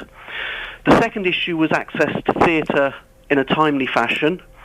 And the third was that we were lacking the skills of an orthogeriatrician. Now, these are specialist doctors trained in elderly care medicine who then go on to specialise in fragility fractures in the elderly. These patients fall usually for medical reasons, and the majority of their problems during their hospital stay are medical. And across the country, there'd been a move to employing these orthogeriatricians to provide medical care for patients with fractured neck of femur, and we hadn't kept up to date with that. So as a result of that audit, that was presented to the Trust Board in April 2012. We developed an internal action plan to try and address those points and a number of others that we'd picked up on. We contacted 2 of the best performing trusts in the country for conference calls to exchange information with them. We put to them our plans to make sure that we were on the right track in addressing the issues. And then we commissioned What's changed? You've done some conference calls, you've worked out what's wrong. Have you implemented these things that are missing? All of those things have been changed. When were they changed? When were they changed? These have been changed over the last year. The first was the appointment of the orthogeriatrician. Then we've addressed the theatre scheduling and the cohorting of patients onto a single ward. So where we are at the moment, we currently managed to get 90% of our hip fractures onto our dedicated hip fracture unit. We are getting around, for the last 3 months, we've had over 90% of our patients getting to theatre within 36 hours. And the last 3 months, reviews by the orthogeriatrician have been 95%, 100% and 100%. OK, so the figures that we have, 13% of patients dying within 30 days of having a hip operation, how is it allowed to get that bad? That's very difficult to answer. It was something that as soon as we identified that there was a trend, we were looking into the reasons. It's pretty poor, isn't it? A lot of the other, well, some of the best performing hospitals, 2%. 13%. Did no one notice? I mean, obviously someone noticed at some point, but how long has this been going on for? Well, we'd had National Hip Fracture Database reports from previous years, and I can take you back to those. In 2008-9, the national mortality rate was 9.4, and the L&D was 13. In 2009-10, it was 8.8, and ours was 11. And in 2010-11, the national was 8% and ours was 9.9. So it's always been pretty bad then, in comparison with the national. Why was something not done sooner? It's always been above the national average from the 3 NHFD reports that we've had. We believed that for a number of years we were operating on patients that other units would decline for surgery. And those were actually taken out of the figures before they were analysed by the National Hip Fracture Database. So by operating on more patients than everyone else, we were obviously operating on the sicker patients. That put us at a disadvantage. Since the report, we've implemented multidisciplinary team meetings to review all of these patients with high risks of mortality before surgery, and it's now a complete team decision as to who we operate on. So are you saying that one of the ways you're reducing the mortality rates is by operating on less people? No, what we're doing is we are being more selective on the patients that we operate on. So you're operating on less people? Previously, we would have operated on everyone. And that's irrespective of whether they were likely to survive or not. And the reason behind that is for pain relief and the patient's dignity. A patient with a fractured neck of femur is essentially bedbound. They can't move. It's very painful when they do move. So as a unit, we had a policy that even if patients were only likely to survive for a few days, we believed it was better to operate on them and provide them that pain relief so that their last few days were comfortable. The national picture was that between 2 and 3% of patients weren't operated on. And believe it or not, those small numbers make a very big difference in the overall mortality rates. So having identified that was a difference, by being a little bit more selective on which patients we operate on, we've been able to improve things dramatically, along with all the other changes that we've made to the system. So just to clarify, one of the key things that you're doing to reduce, to improve your figures is doing less operations? No, that's a side effect. It's not the motivation behind it. As I say, the changes that we've made in cohorting patients onto a single ward, in getting them to theatre... But it's having an effect, isn't it, though? It will be having a small effect, I believe. OK. Dr Robin White, thank you very much indeed. Divisional Director for the surgery, the hip surgery at the L&D. Call 08459 455 555. BBC Three Counties Radio. I have to fold page 13 of the Mail over. I cannot look at Miley Cyrus twerking anymore. 191 drivers aged 100 or older are on the road. With over 4 million drivers, are over the age of 70. It's time we stop this madness, isn't it? 75 and over, you lose your licence. 65 to 75, you do a new driving test every single year. Lynn's in Hazelmere. It makes sense, doesn't it, Lynn? Oh, Iain, stop picking on the pensioners. Not picking on the pensioners, I'm just trying to keep the roads safe for my kids. No, you're being very ageist. There are some people in their 30s that I wouldn't get in a car with. Right. And there's some people of 80 that I would. So you can't say everybody's the same, because they really are not. Myself, I'm going to be working late into my 60s. I had a letter the other day from the pensions thing. But, you know, yes, I think something needs doing. Well, what needs doing then, Lynn? What would you suggest? Everybody, not just pensioners, I think everybody should have to have a test every 5 years and like a refresher. I'll give you that. And I'll have that. If we had that, then everybody would be in the same boat, because you're being very ageist. And the thing is, no, I'm not being ageist, I'm being practical, Lynn. No, I'm being practical, and let me explain why. Because, listen, I totally agree. Yes, let's all have a test every 5 years. But if you start doing that when you're older, the body deteriorates quicker.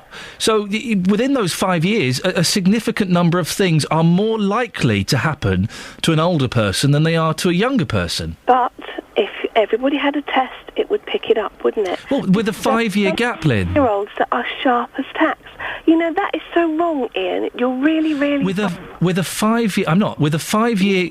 With a 5-year gap, though, Lynn, there is something more likely to happen to someone between the ages of 75 and 80 medically than between the ages of 35 and 40. Because the body deteriorates quicker at that age. That's a fact. 3 years then, so that, you know, that you can... Well, how about...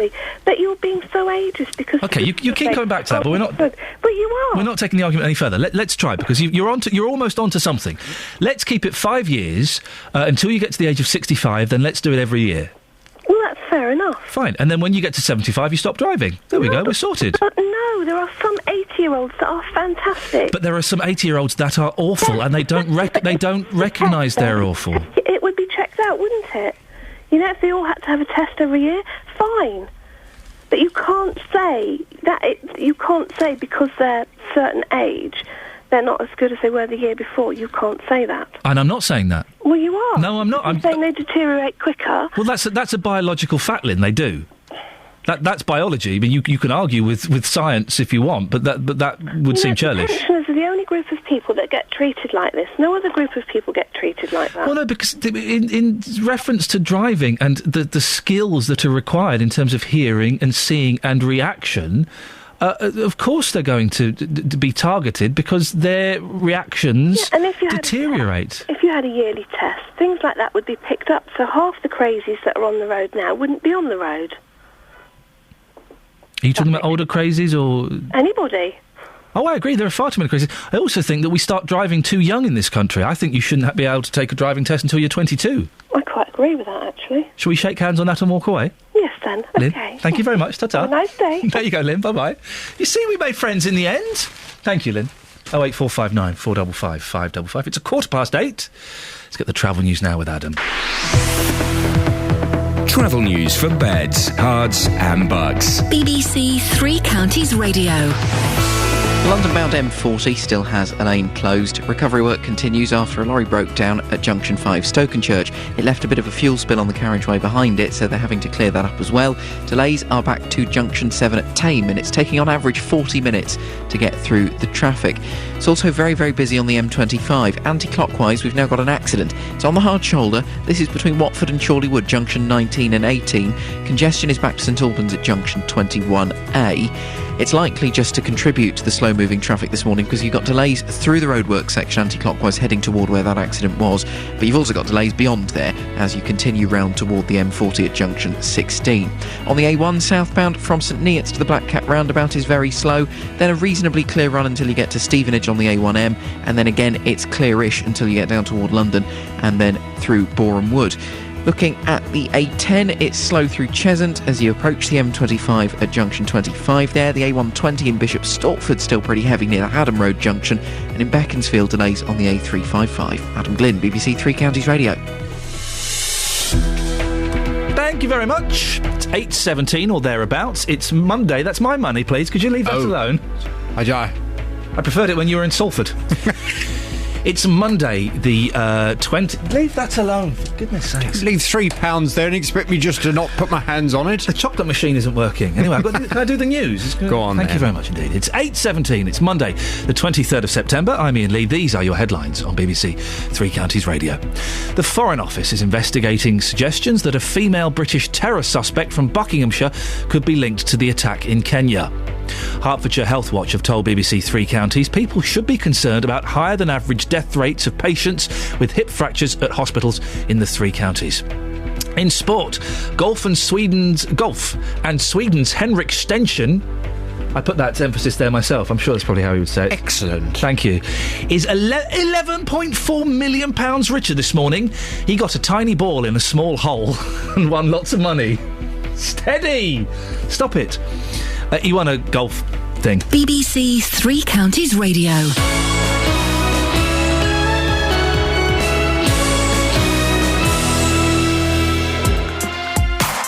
On Tuesday night, we've got both League and Cup football. Watford host Norwich in the third round of the League Cup. Looks to tip the goalkeeper. What a goal from Christian Batokio! And Luton are away to Woking in the conference. Here's Guttridge now at the other end. He strikes one. Guttridge scores his third of the season. Hatters or Hornets? Choose the game you want to listen to Tuesday night from 7 in Three Counties Sport. Anyone could do that with an elastic band. Honestly, JVS. Anyone, all you need is an elastic band. Even I could do that. Really? Yes, I could. And maybe one day, if I ever start drinking again, I'll show you. Really? Yes. How are you? I'm all right, thanks. How are you? You have got a lot of wrinkles in your forehead, haven't you? Oh, no, that's very unkind. No, I tell you why. Because you got one that looks like a... Anyway, because we were talking about Botox today. Yes, I've heard. I was waiting for this conversation, actually. I've mentioned it to 3 people, and they've all said, oh, you should speak to Jonathan about this. Is there a story with you and Botox? That's very rude. Well, I have a lot of friends in Argentina, yes, who are plastic surgeons, because in Argentina is the plastic surgery capital of the world. Is it really? Yes. I did not know that. Yeah, because in Argentina you get rich people and poor people. Yes. The poor people are very poor, the rich people are very rich, and it's kind of a sign of affluence that you have to have that kind of that duck look. If you're a woman, your face has to all be pulled. So instead of walking around, as well as walking around in designer clothes, you have the face done so it shows that you're wealthy. Yes. If you're, and that's very much a part of Argentine culture, that the rich women all have lots of plastic surgery and they look hideous, as you can imagine. It's not a good look. They all have it done. So I've got lots of friends who are plastic surgeons, and they, of course, make lots of money from doing all this surgery on these poor women. But whenever I go over there, they can't wait to get their hands on me. They keep saying, oh, why don't you come to my clinic? I give you a little filler in the head. These are your French friends in Argentina. Well, I'm just trying to create a bit of foreignness. And they suggest that they want to put fillers and Botox, basically my whole face. And they can't understand why I'm not bothered. I say, no, I'm happy with my... You've had your lips done, haven't you? You've had collagen in the lips, I've not had my lips done. Your lips are very... You could stick me to a window. Did your mum ever meet Mick Jagger in this? In the 70s? I don't know. I don't think so. Oh, okay. No, but I do have a very wrinkled forehead, I'm aware of that. But thanks so much for identifying that and pointing it out. God. Really sorry. I mean, it looks like you've lived a life. Has that made it better or worse? Are you suggesting I need to have something done? Do you think I should? No, I don't. I think you look beautiful just the way you are. I mean, what's on your show today? Coming up on the big phone in this morning from 9, picking up on this older driver story. Honestly, you're winding everyone up already, aren't you? I'm asking from 9 today, is it time to introduce a test for older drivers? The number of people aged over 70 who hold driving licences has passed 4 million for the first time. Currently, once a person turns 70, they must declare whether they're fit to drive every 3 years, but they don't have to take a driving test or be examined by a doctor. Well, Auto Trader surveyed nearly 4,000 motorists about this back in May of this year, and they found that 60% of consumers think that the government should impose compulsory retesting once motorists reach a certain age. Well, from 9 this morning, I want your views on this. Do you think it's time to introduce a test for older drivers? Over 4 million people who are over 70 driving on the roads. Is it now time to introduce that test, or would it be unfair? 08459 455 555 for your views. People get very passionate about this, and I don't understand why they get so upset about it. Well, we'll remind you of this when you're 69, or hang on, what was it, 75? You want all motorists taken off the road? Yeah, I do, because I want the roads... You're not serious, come off No, it. I am completely serious about this. At 75? Yes. But 75 is no age. It's an incredible age. Well done, you've made it that far. Go and sit down, have a biscuit and have a rest. I want the roads. Serious.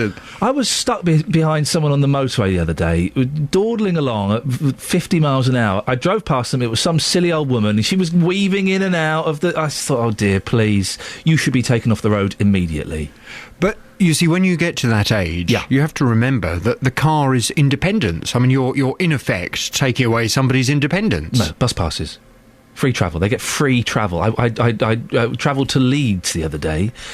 Several £100. Pensioners get free travel. You say they get a free bus pass. That's great. But don't most older people, get to 80, 85, and they don't want to drive far. They just want to go round the corner. They only do left turns because a lot of them don't like to turn right. So they go kind of round the block. And they go round, they stop at the little shop, they get their bits and pieces, they get back in the car, they go round the block again and home. No, you're actually... When you put it like that, yeah. Because they can't do right turns, they should definitely be allowed to continue on the roads. But isn't that the point? A lot of older people, they all automatically self-regulate their driving. They're not happy turning right. Supposing there's an emergency and they have to turn right. They've got to turn right. And they can't do it. And they're terrified. It's not safe. From 9 this morning, I want your views on this. Do you agree with Iain or not? Is it time to introduce a test for older drivers? It's the big phone in from 9. Call 08459 455 555. BBC Three Counties Radio. Now, should we feel guilty if we buy cheap clothes? Tonight, Panorama investigates how our clothes, including those of some big high street brands, are really made. And it seems lessons have still not been learnt after more than 1,000 garment workers died in Bangladesh when the building they were working in collapsed in April. Well, our reporter, Sophie Solaria, has been out in Buckinghamshire asking if you feel guilty buying cheap clothes. Yeah, if I think about it, but at the moment I'm a student, so... cheap clothes is like, hey, I need to buy cheap clothes, but based on the current events, or the events of 6 months ago, whenever it was, it does come to the back of my mind. But at the end of the day, you have to think of your own pocket. Unfortunately, yeah. I'm one of the managers at Primark, so not really. When you hear things about the working conditions in other countries, do you think that people should become a bit more conscientious when they shop? Same sort of manufacturers as Topshop and Arcadia's and all the others. To be honest, not really. No, not really. Why is that? Because I'm quite selfish, that's why. If I'm getting it cheap, then it's good for me. Well, joined now by Rachel Wilshaw, an ethical trade manager at Oxfam. And Rachel, you've been to Bangladesh. What are the working conditions there like? Yeah, hello. I went a couple of years ago and went round several factories that supply into the UK. Well, the first thing that struck by, you have an idea that a factory is like a standalone low building, but they're often very, very high. They sort of have 5 or 8 floors, and each one can be a separate factory supplying different customers. But the first thing that strikes you is these rows and rows of mostly young women in very colourful shalwar kameez working busily away in complete silence. And one of the things that you kind of quickly realise is that unlike what you would find in a factory in the UK where there'd be laughing and joking and chats with the supervisors and so on, it's not really like that. The women are very deferential towards the line managers, and it's quite hard for them to raise a concern in that kind of culture. And is that the same in other parts of the world? I think it's more accentuated in Bangladesh for a combination of reasons. It is an issue in garment factories in various countries, India, Cambodia and so on. But Bangladesh just seems to be really acute. We've been speaking to people about this morning. I don't know if you just heard the Vox Pop we played there. The majority of shoppers in this country, it would seem, they find it hard to picture themselves in those factories and they don't feel guilty about buying cheap clothes, should they? I don't think it's necessarily a bad thing that people buy cheap clothes, because my experience, I've been involved in Oxfam's work in this area for over 10 years, and also the work of the Ethical Trading Initiative, and that includes a lot of brands that are, including sort of Primark and other low-cost brands, which are actually doing a pretty good job. Primark was one of the first companies to announce compensation unilaterally, and they're just about to announce more. Not all companies, even ones which are more upmarket, are doing that. So I don't think it necessarily follows that if you buy cheaper clothes, that necessarily means it's irresponsible. But I would say, do something about it. Tell the brands that you love what you expect, that you do care about what workers' experiences are. Because companies say, well, if the customers just want price, that's what we're going to give them. And would companies really listen, though? If we all, sent an email or a letter to let's not name any shops, but X brand, would they really listen? Because it is all about making money for those companies, isn't it? Yes, but I think they do listen, absolutely. They hate, they're people like us, they hate you, do they, Rachel? They have to look at themselves in the mirror in the morning. They want to do a decent job, and particularly the ethical trade teams of these companies, they join the company for this very reason, to try and bring about positive change. So I think customers can look at the Ethical Trading Initiative website and only buy from companies that are members, because those are ones who've made very serious commitments in this area. There's one company I would encourage people to sort of if they're sourced from River Island, to let them know that they would really like them to join this big Bangladesh Accord, which is, the best chance of change in a generation, because I haven't yet heard that they have joined. I think they're thinking about it. OK, Rachel, we have to end it there. Thank you very much indeed. And obviously River Island aren't here to defend themselves, but thank you, Rachel. It's Rachel Wilshaw, Ethical Trade Manager at Oxfam. 08459 455 555. If you want to see that panorama programme, it's on BBC One this evening. This is Iain Lee, BBC Three Counties Radio. Let's get the travel news now, shall we? Here's Adam. Travel news for beds, cards and bugs. BBC Three Counties Radio. Thank you, Ian. M40 London bound. Still a lane closed. Recovery work after a lorry broke down and left a bit of a fuel spill in its wake. This is at Junction 5, Stokenchurch. Congestion now all the way back up to Oxford at Junction 8, and it's taking on average 40 minutes to get through the delays. Beaconsfield looking busy through the works, just coming down to the A40. There are temporary lights there. M1 southbound slow. Junction 11, the A505 toward Redbourne at Junction 9. Markyate, the A5 southbound slow as you approach the Luton Road. The A509 in Olney, looking busy on the sensors near Lavenden Road. A1, you've got a first patch of traffic from St Neots down to the Black Cat roundabout, then slow on the A1M past Stevenage and slow again into London, Boreham Wood, Stirling Corner to Mill Hill Circus. Delays in Cheshunt approaching the M25 on the A10. Bishop Stortford slow on the A120 at Haddam Road, and then on the M25 anti-clockwise it's stop-start right the way through the roadworks section. Also busy from St Albans to the M40, not helped by that accident earlier, Junction 19 to 18. Adam Glynn, BBC Three Counties Radio. Across beds, hearts and bugs. This is BBC Three Counties Radio.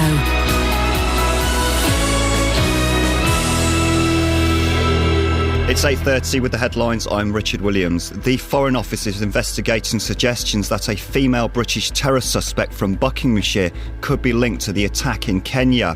There's speculation that Samantha Luthwaite from Aylesbury, who was married to the July 7th bomber Jermaine Lindsay, may have been involved.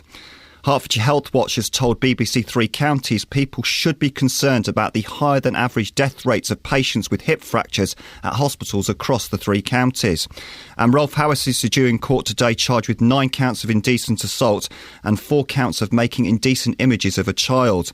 The offences are alleged to have taken place between 1980 and 2012. Three Counties Sports. BBC Three Counties Radio.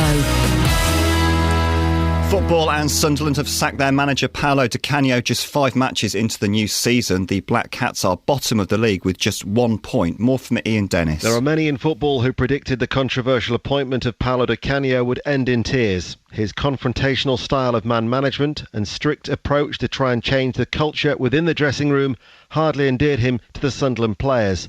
Yet questions will also be asked of owner Ellis Short and his long-term strategy for the club. After Martin O'Neill's departure in March and now Di Canio's sacking, Short is looking for a third manager in the space of 6 months. What will be interesting is the influence of Director of Football Roberto De Fanti in Di Canio's replacement, and fellow Italian Roberto Di Matteo is the early favourite. In the Premier League, it's City with the bragging rights in Manchester this morning. They beat Manchester United 4-1. More from Mike Ingham. Well, if you think about the last 2 seasons, City won the title, then didn't significantly strengthen. United did and regained it. But having won that title, the boot on the other foot. United didn't significantly strengthen, City did, and how it showed. Simplistic perhaps because there's much more to it than that. Granted, United are not the same without Van Persie, but apart from Rooney, nobody else really turned up to compete yesterday. Not enough heart and soul, and some soul-searching for manager David Moyes. Watford will be preparing for the visit of Premier League side Norwich tomorrow night in the Capital One Cup. Chelsea loan signing Josh McEachran could make his Hornets debut. Watford will be boosted by the 5-1 win against Barnsley on Saturday. Here's boss Gianfranco Zola. We have to be composed, sometimes things they don't come very well as we wanted, but you dig in, you stay focused, and that's the way to make a difference. There were defeats for MK Dons and Stevenage in League 1, while Wycombe drew at home to York in League 2. Luton will go into their match at Woking tomorrow night off the back of their 3-2 win over Lincoln on Saturday. The Hatters are waiting on the fitness of striker Paul Benson. In Formula 1, Milton Keynes-based Red Bull Sebastian Vettel has won the Singapore Grand Prix. He now leads the championship by 60 points. Fernando Alonso was second, with Kimi Raikkonen finishing third. And Sir Bradley Wiggins won Cycling Tour of Britain. He was finished 26 seconds seconds clear of the field. And golf, Sweden Henrik Stenson, well, he's $11.4 million richer this morning following his win in the Tour Championship. The win also secured him the FedEx Cup title. There'll be more at 9. Call 08459 455 555. BBC Three Counties Radio. Morning, this is Iain Lee, BBC Three Counties Radio. You can give me a call, 08459 455 555 is the telephone number if you want to give us a call. Lots coming up between now and 9 o'clock, including the latest on what's happening in Kenya, Botox and the Labour conference.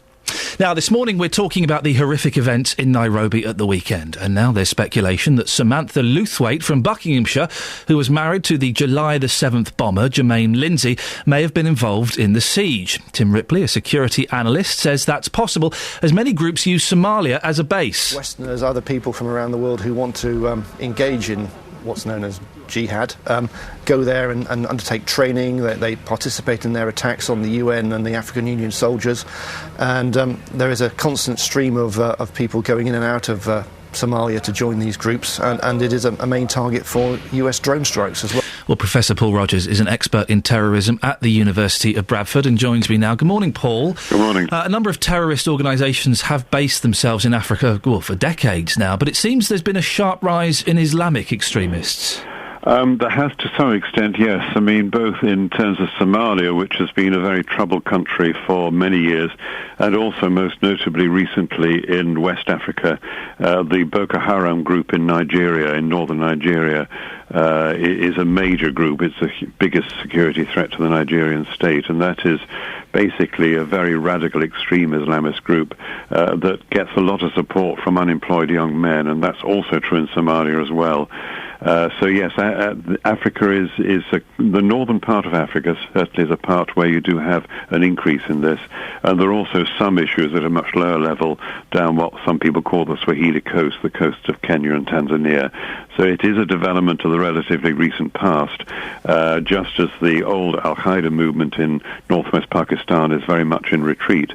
So the idea crops up elsewhere, and most notably in northern Africa at the moment. Should we in this country be concerned about the rise of terrorism over there?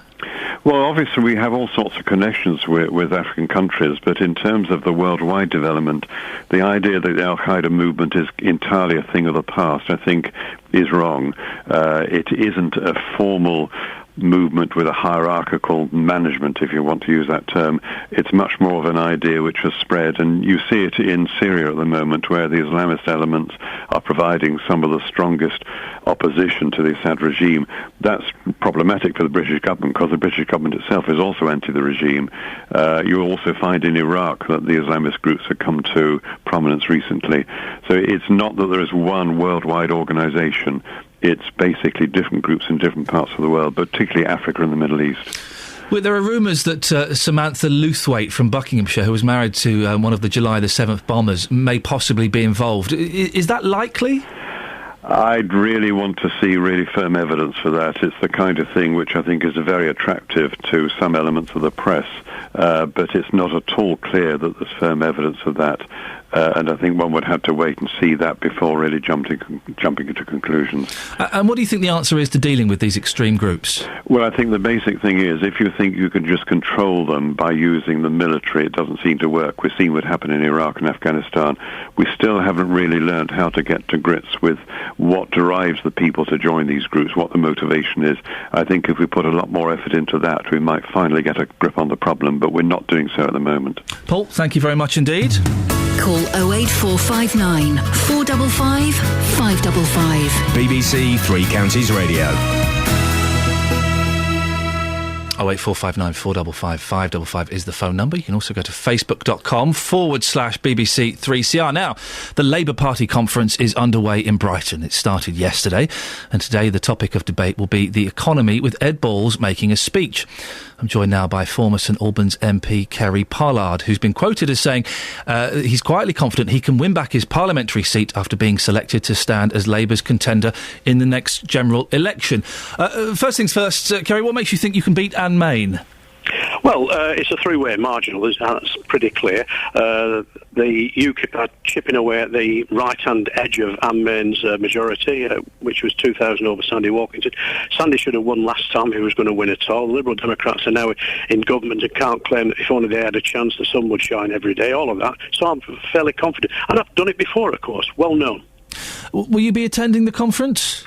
I was there yesterday for the Labour Housing Fringe meeting, which I chaired, talking to Catherine McKinnell, who's the Treasury Minister. We need to persuade to invest in building new homes. Lots of speculation that Ed Miliband isn't perhaps the strong enough leader that you need to win a general election. What do you think about that? I think he's a thoroughly decent man. And I'll just give you one example. He took a stand against bombing Syria, and I think that was the right thing to do. And as a result of that, David Cameron lost the vote, and even President Obama had to rethink his stance and sort a mandate as well for his own activity. And now, of course, we've got Vladimir Putin, who's taking centre stage, and good for him as well. And Ed Ball's speaking today. What can we expect from him? Well, I hope he's going to talk about investment in our infrastructure. I think we can build 1 million homes during the next Parliament, and I hope I'm there to urge that on.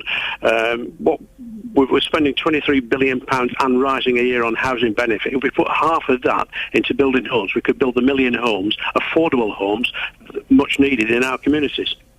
Realistically, Labour, they can't get back into power at this next general election, can they? Absolutely, of course.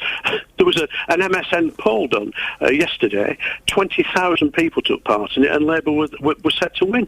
Tories were only on 27%. I know that's not the poll. An MSN poll isn't really going to, influence anybody, though, is it? Well, I don't argue that, but it's 20,000 people who've been asked their opinion. That's much more than any other opinion poll ever does. And also there was a poll done by the, I think it was YouGov, suggested that in the marginal seats that Labour needs to win, Labour had a majority of 14%, 14 points over the Conservatives. Kerry, thank you very much indeed. That's former St Albans MP Kerry Pollard. Email 3cr@bbc.co.uk. BBC Three Counties Radio. So, we've been talking about older driving. 191 drivers aged 100 or older on the road. That's according to the Daily Mail. And there are over 4 million drivers who are over the age of 70. Wow. Andrew's in Bedford. Morning, Andrew. Good morning, Ian. What do you think we should do about this problem? Well, I think you're on totally the wrong track, because statistically, the worst drivers on the road, the ones that cause the most road deaths, are drivers between 17 and 25. So, as you said earlier, should we raise your suggestion of 22 before someone can get a driving licence to 26? Sure, I'll back that. I do think we learn to drive too young in this country. So, yeah, let's raise the age that you can start driving, and let's lower the age that you have to stop driving. Yeah, but also, about this, you said to that other gentleman before, what about if he's driving along the M1 and had a heart attack? Yes. Well, you can have a heart attack at any age. But you're more likely to have it when you're older, though. Not necessarily. Well, you ask the super fit people. I mean, you ask Fabrice Mwamba. Well, yes, but Fabrice, he had a heart attack. Yes, but he is an exception. Fabrice Mwamba is an exception. I would suggest you're more likely to have a heart attack if you're older. Yeah, possibly. But then again, the fact is that I see every day drivers on the phone, and I've never ever seen an older person on the phone. Oh, Andrew, really? No, never ever. I've never seen anyone. I saw someone the other day. I've never seen anyone that looks more than about 30, perhaps those 40 on the phone, on a mobile phone. Andrew. Handheld, driving along, and that's supposed to be as dangerous as drink driving. You never see, and you can't tell me you've seen one either. Yes, yes, I can, because I have. It's very rare, though, isn't it? An older person doesn't have that much use for a mobile phone anyway. Oh, now who's being ageist? Well, they don't. Of course they do. Old people use mobile phones. Yeah, but they don't use them at the same time they're driving. I've never seen one, and I see every day practically if I'm out and about, and it's always people who are 40 or below, and it's often a lot younger than that, and that's as dangerous. I mean, that should be much more enforced. And coming back to what you were saying earlier, xenophobia and racism is a very thin line between the two of them, isn't there? Well, no, they're too distinct. Well, how would you describe xenophobia? Well, xenophobia is a fear of something or someone foreign. Yeah. Racism is a hatred of something or someone foreign. Yeah, but how do you distinguish? You can't distinguish between fear and hatred. Yeah, I'll give you an example. Well, these recent Greek protests about the austerity, there was a lot of them. There was scenes shown on BBC News of the people holding up placards with Angela Merkel wearing a Nazi uniform. Now, is that xenophobia or is that racism? Xenophobia. So it's not racism? No. Why? I don't think you can be racist against the Germans.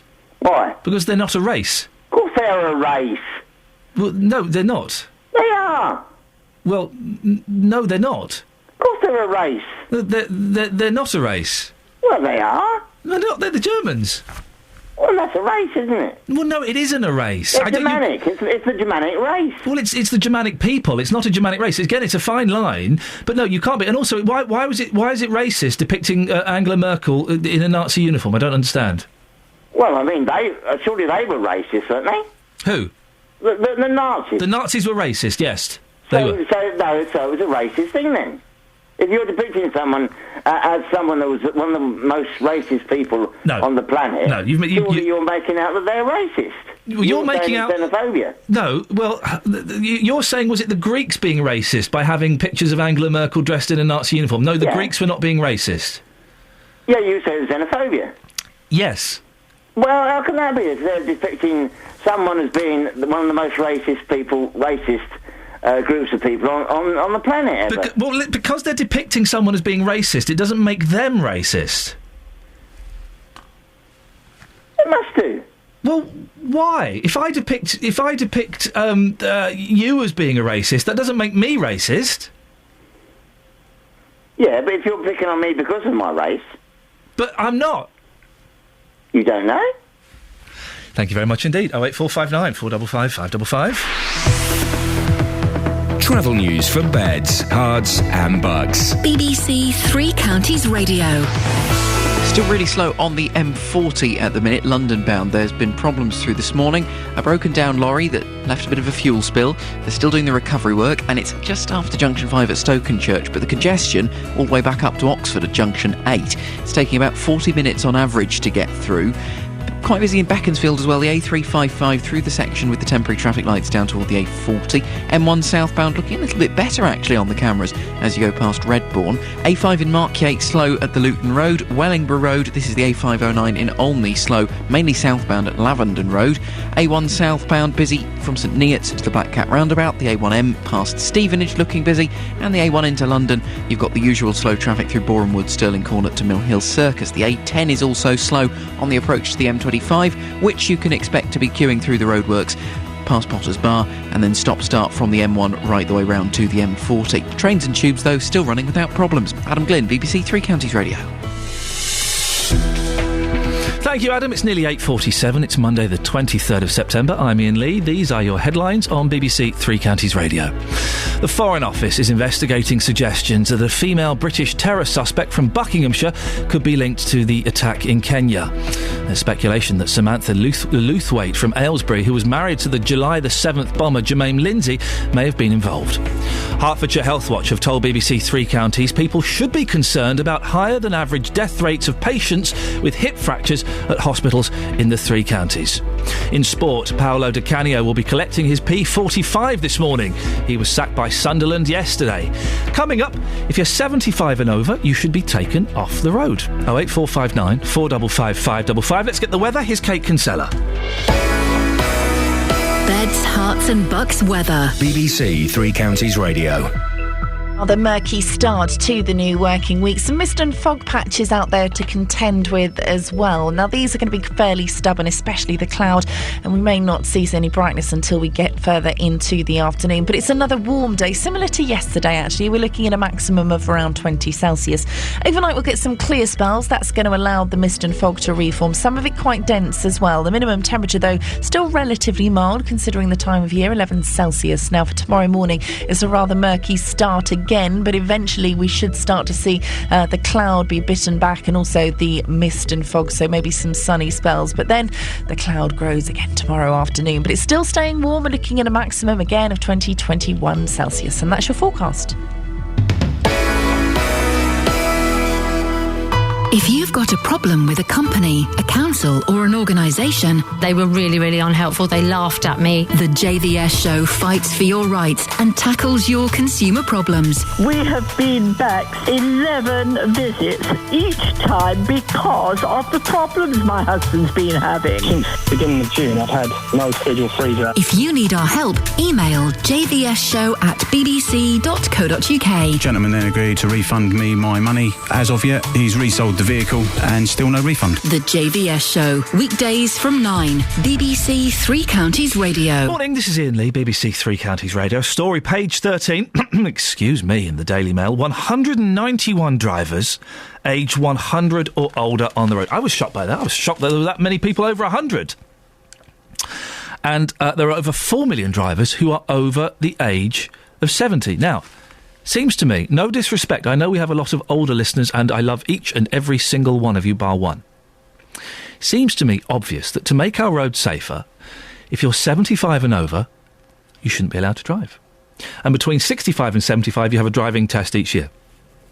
It seems obvious to me. And it's not ageism, it's just simple biology. As you get older, your body deteriorates. Your eyes, your hearing, your reactions and your reflexes, they're not as sharp as they used to be. 08459 455 555. Mary's in Milton Keynes. Mary, I'm talking sense, aren't I? You are talking absolute sense. I agree with absolutely everything you said. Get them off the road. Why do you say that, Mary? I know why I think it. Why do you think it? Right. I'm a driver. Yep. And I'm a passenger. Not one day do I not see, when I'm driving or a passenger, some old person in a car causing a problem. Either driving too slowly, driving round a roundabout and swerving in one lane to another, not knowing what they're doing. They don't seem to have any sense. As you say, they're old, their reactions are slower, they don't look where they're going. I don't think they can see beyond the bonnet sometimes.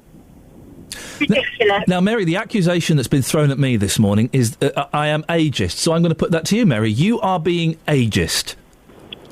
No, I'm being sensible. Common sense.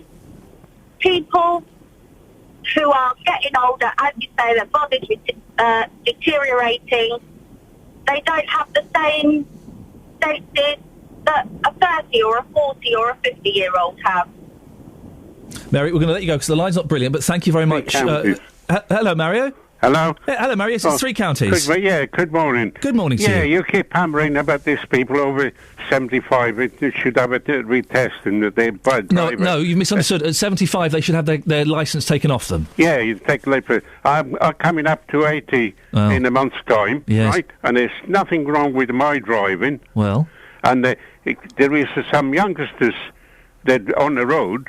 I don't know how they managed to pass the test. They shouldn't be on the road. Are your reactions, Mario? Yeah, my reaction very, very strongly. Because hang on. I never had an accident. Yes. Right? I never had any claim for any accidents. So, as I said, I'm coming up to 80. There's nothing wrong with my driving. But you can't seriously believe, Mario, that your reactions now as an 80-year-old man are as sharp as they were when you were 20. I'm not an 80-year-old man at all. I feel if I'm still at 30 or 35, 40, the way I'm driving. Okay. Now, I will finish this question at some point. You can't believe that your reactions as a nearly 80-year-old man are as sharp as they were when you were 35. I'm 40 and my reactions aren't as good as they were 5 years ago. Yeah, probably it's not, but I still drive carefully, so I don't need to be sharp about it. I am sharp about it, and when you get people coming close to you unexpected, I still am sharp and jump on the brake to avoid the collisions. Mario, stay there. Mario, say hello to Dennis in Hemel. Hi there. Hello. Hi. Dennis, Hi there. Mario thinks that at nearly the age of 80, he should be allowed to drive. He's as good as he was when he was 30. What do you think, Dennis? Well, I put this to my dad, who's 90, several times, and the fear of taking a test is that, puts the fear of God in him. However, I got done for doing 2 miles an hour over the 30 limit a couple of years ago and had to go on the speed awareness course. Now, there's no test, but what a brilliant course. And I learned many things, and I'm 60-odd. So that's what I think we should do. Have a refresher We should send Mario on a course. Mario, would you go on a course for us? Yeah, I'll go on a course. I'm not bothered about it. But you see, what he's talking about, there is people, old people and old people. There is some old people that really, they should not be on the road. But you can't put to the qualification to everybody.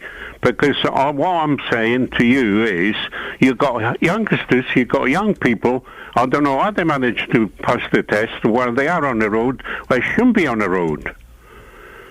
Mario, thank you very much. We're going to end it there because I'm going to go to my colleague, Justin Dealey. Morning, Justin. Morning, boss. How you doing? Very, very well. I think you've been very harsh this morning, though. Very, very harsh indeed. Why do you think I'm being so harsh? Well, I just think you can't stereotype every single person. You could have somebody who's had a bad week at work, they're feeling very, very tired. They could be 21 years old. Their reactions are not going to be as quick, are they? You can't put everybody into the same boat. You can't do that.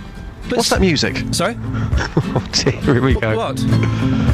Oh, Carly Simon. You're playing a song for yourself. This is for you, Just. And you call me vain. Oh dear, oh dear.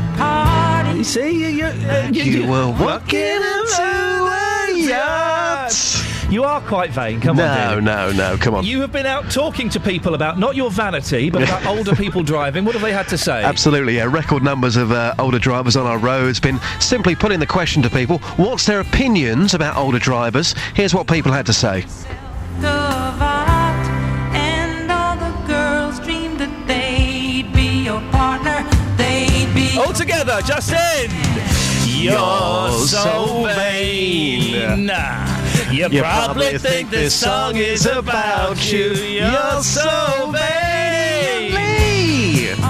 Let's have the Vox. Got nowhere to go, especially, and just holding everyone else up, really. So you're here in your white van, you get enough stick as it is, your stereotype for being a white van man, but how often do you sit behind the wheel of this vehicle and shout at older motorists? Every day. Seriously? Yeah. It frustrates you that much? Definitely. I would imagine you get to a certain age, if you have an accident, maybe you should be retested. I don't know. But then, you're taking people's independence away from them. But they shouldn't have their independence at the detriment of other people. Hey, Mark, what's your opinion about older drivers? Are they really that bad? No, I don't think they are. I mean, Iain is adamant this morning, once you hit 75, you should not be driving on our roads. That's a load of nonsense. That's what the government wants, all these old people off the road. Why should they be off the road? I think half of these older drivers are a lot better than what these younger drivers are. Older ones take more care of the road. Maybe a bit too much care? Might take a bit too much care, but you can't blame them for taking more care. Older you get, more care you take of yourself. That's the way it goes. I think when they get to a certain age, over 70, 75, they need to retake a test because some of them just really, their reactions aren't as quick as they should be. I've got a neighbour a couple of doors down and he's an elderly gentleman and he just doesn't seem to notice if there's other cars coming down the road as he pulls out. I think it's a sight thing. And personally, I think you should be forced to take some kind of test rather than just say that you think you're okay. Which is how it currently stands. And this neighbour of yours, how old is he? I'd say he's in his 70s. And he doesn't see cars coming down the road when he's pulling out? No, we wait until he's gone out before we go. It's really as bad as that? Yeah. I mean, the facts are, if you're driving on the road, you need to be able to see other cars. I know. Well, Justin, you make an excellent point there, one I hadn't considered. You do need to be able to see... Absolutely. It's one of the facts, isn't it? You do need to be able to see other cars when you're driving. I mean, I find that incredible. I mean, she's saying that she waits for him to go before taking her child to school in the morning. It's got that bad. But I think, as a nation, I don't think we should be stereotyping older drivers. There should be a retest, just my personal view, for every single driver, every single motorist in this country, every 3 years. That would make the roads a much safer place to be. I know for a fact you don't mean that. I mean that. No, you don't, because if you did, you would lose your driving licence. Well, I'd have to pass. Simple as that. I think, if you want to be a responsible driver on our roads, I took my test years and years ago. A lot of things that I were taught back then, I've simply forgotten. When was the last time that you picked up the highway code? Probably, 20 years ago? Something like that. Exactly. Yeah. So we all need a bit of a refresher, don't we? We don't, because if you remember, recently we did have a refresher and I won and you lost. Yeah, because you bribed the driving instructor. We seem to have lost the connection there with Justin Dealey. Thank you very much indeed. It's 8:58. Let's get to the latest travel news now. Here's Adam. Travel news for beds, cards and bugs. BBC Three Counties Radio. Thank you, Ian. Still delays on the M40 London bound. One lane closed, broken down lorry and a fuel spill that it's left behind it, and it's around Junction 5 at Stokenchurch. They're doing the recovery work at the minute, but the congestion is all the way back up to Oxford at Junction 8, and it's taking about 40 minutes to get through. Slow in Beaconsfield on the A355 toward the A40. Of course, temporary traffic lights are up along that stretch. The A404 into High Wycombe looking busy. It's slow in Markyate on the A5 southbound as you approach the Luton Road. The A1, first off, busy from St Neots to the Black Cat roundabout. Barford bypass looking a little bit slow as well. Then the A1M slow Stevenage, Junction 7, and into London through Boreham Wood, Stirling Corner to Mill Hill Circus. Clop Hill, the A6, busy at the A507 junction. Bishop Stortford, slow on the 120 as you approach Haddam Road. Cheshunt, A10, busy approaching the M25. Then on the motorway, queues anti-clockwise through the roadworks and from the M1 to the M40. Adam Glynn, BBC Three Counties Radio. Adam, thank you very much indeed. Right, that's it. That's your lot. I'm back tomorrow at 6 o'clock. Stick around because JVS is up next. Always worth a listen. From me until 6 tomorrow. Ta-ta. Local and vocal across beds, hearts and bucks. This is BBC Three Counties Radio. Thank you, Ian. Good morning. Welcome to the JVS show. I'm Jonathan Vernon Smith. It's Monday, and on today's big phone-in, is it time to introduce a test for older drivers? The number of people aged over 70 who hold driving licences has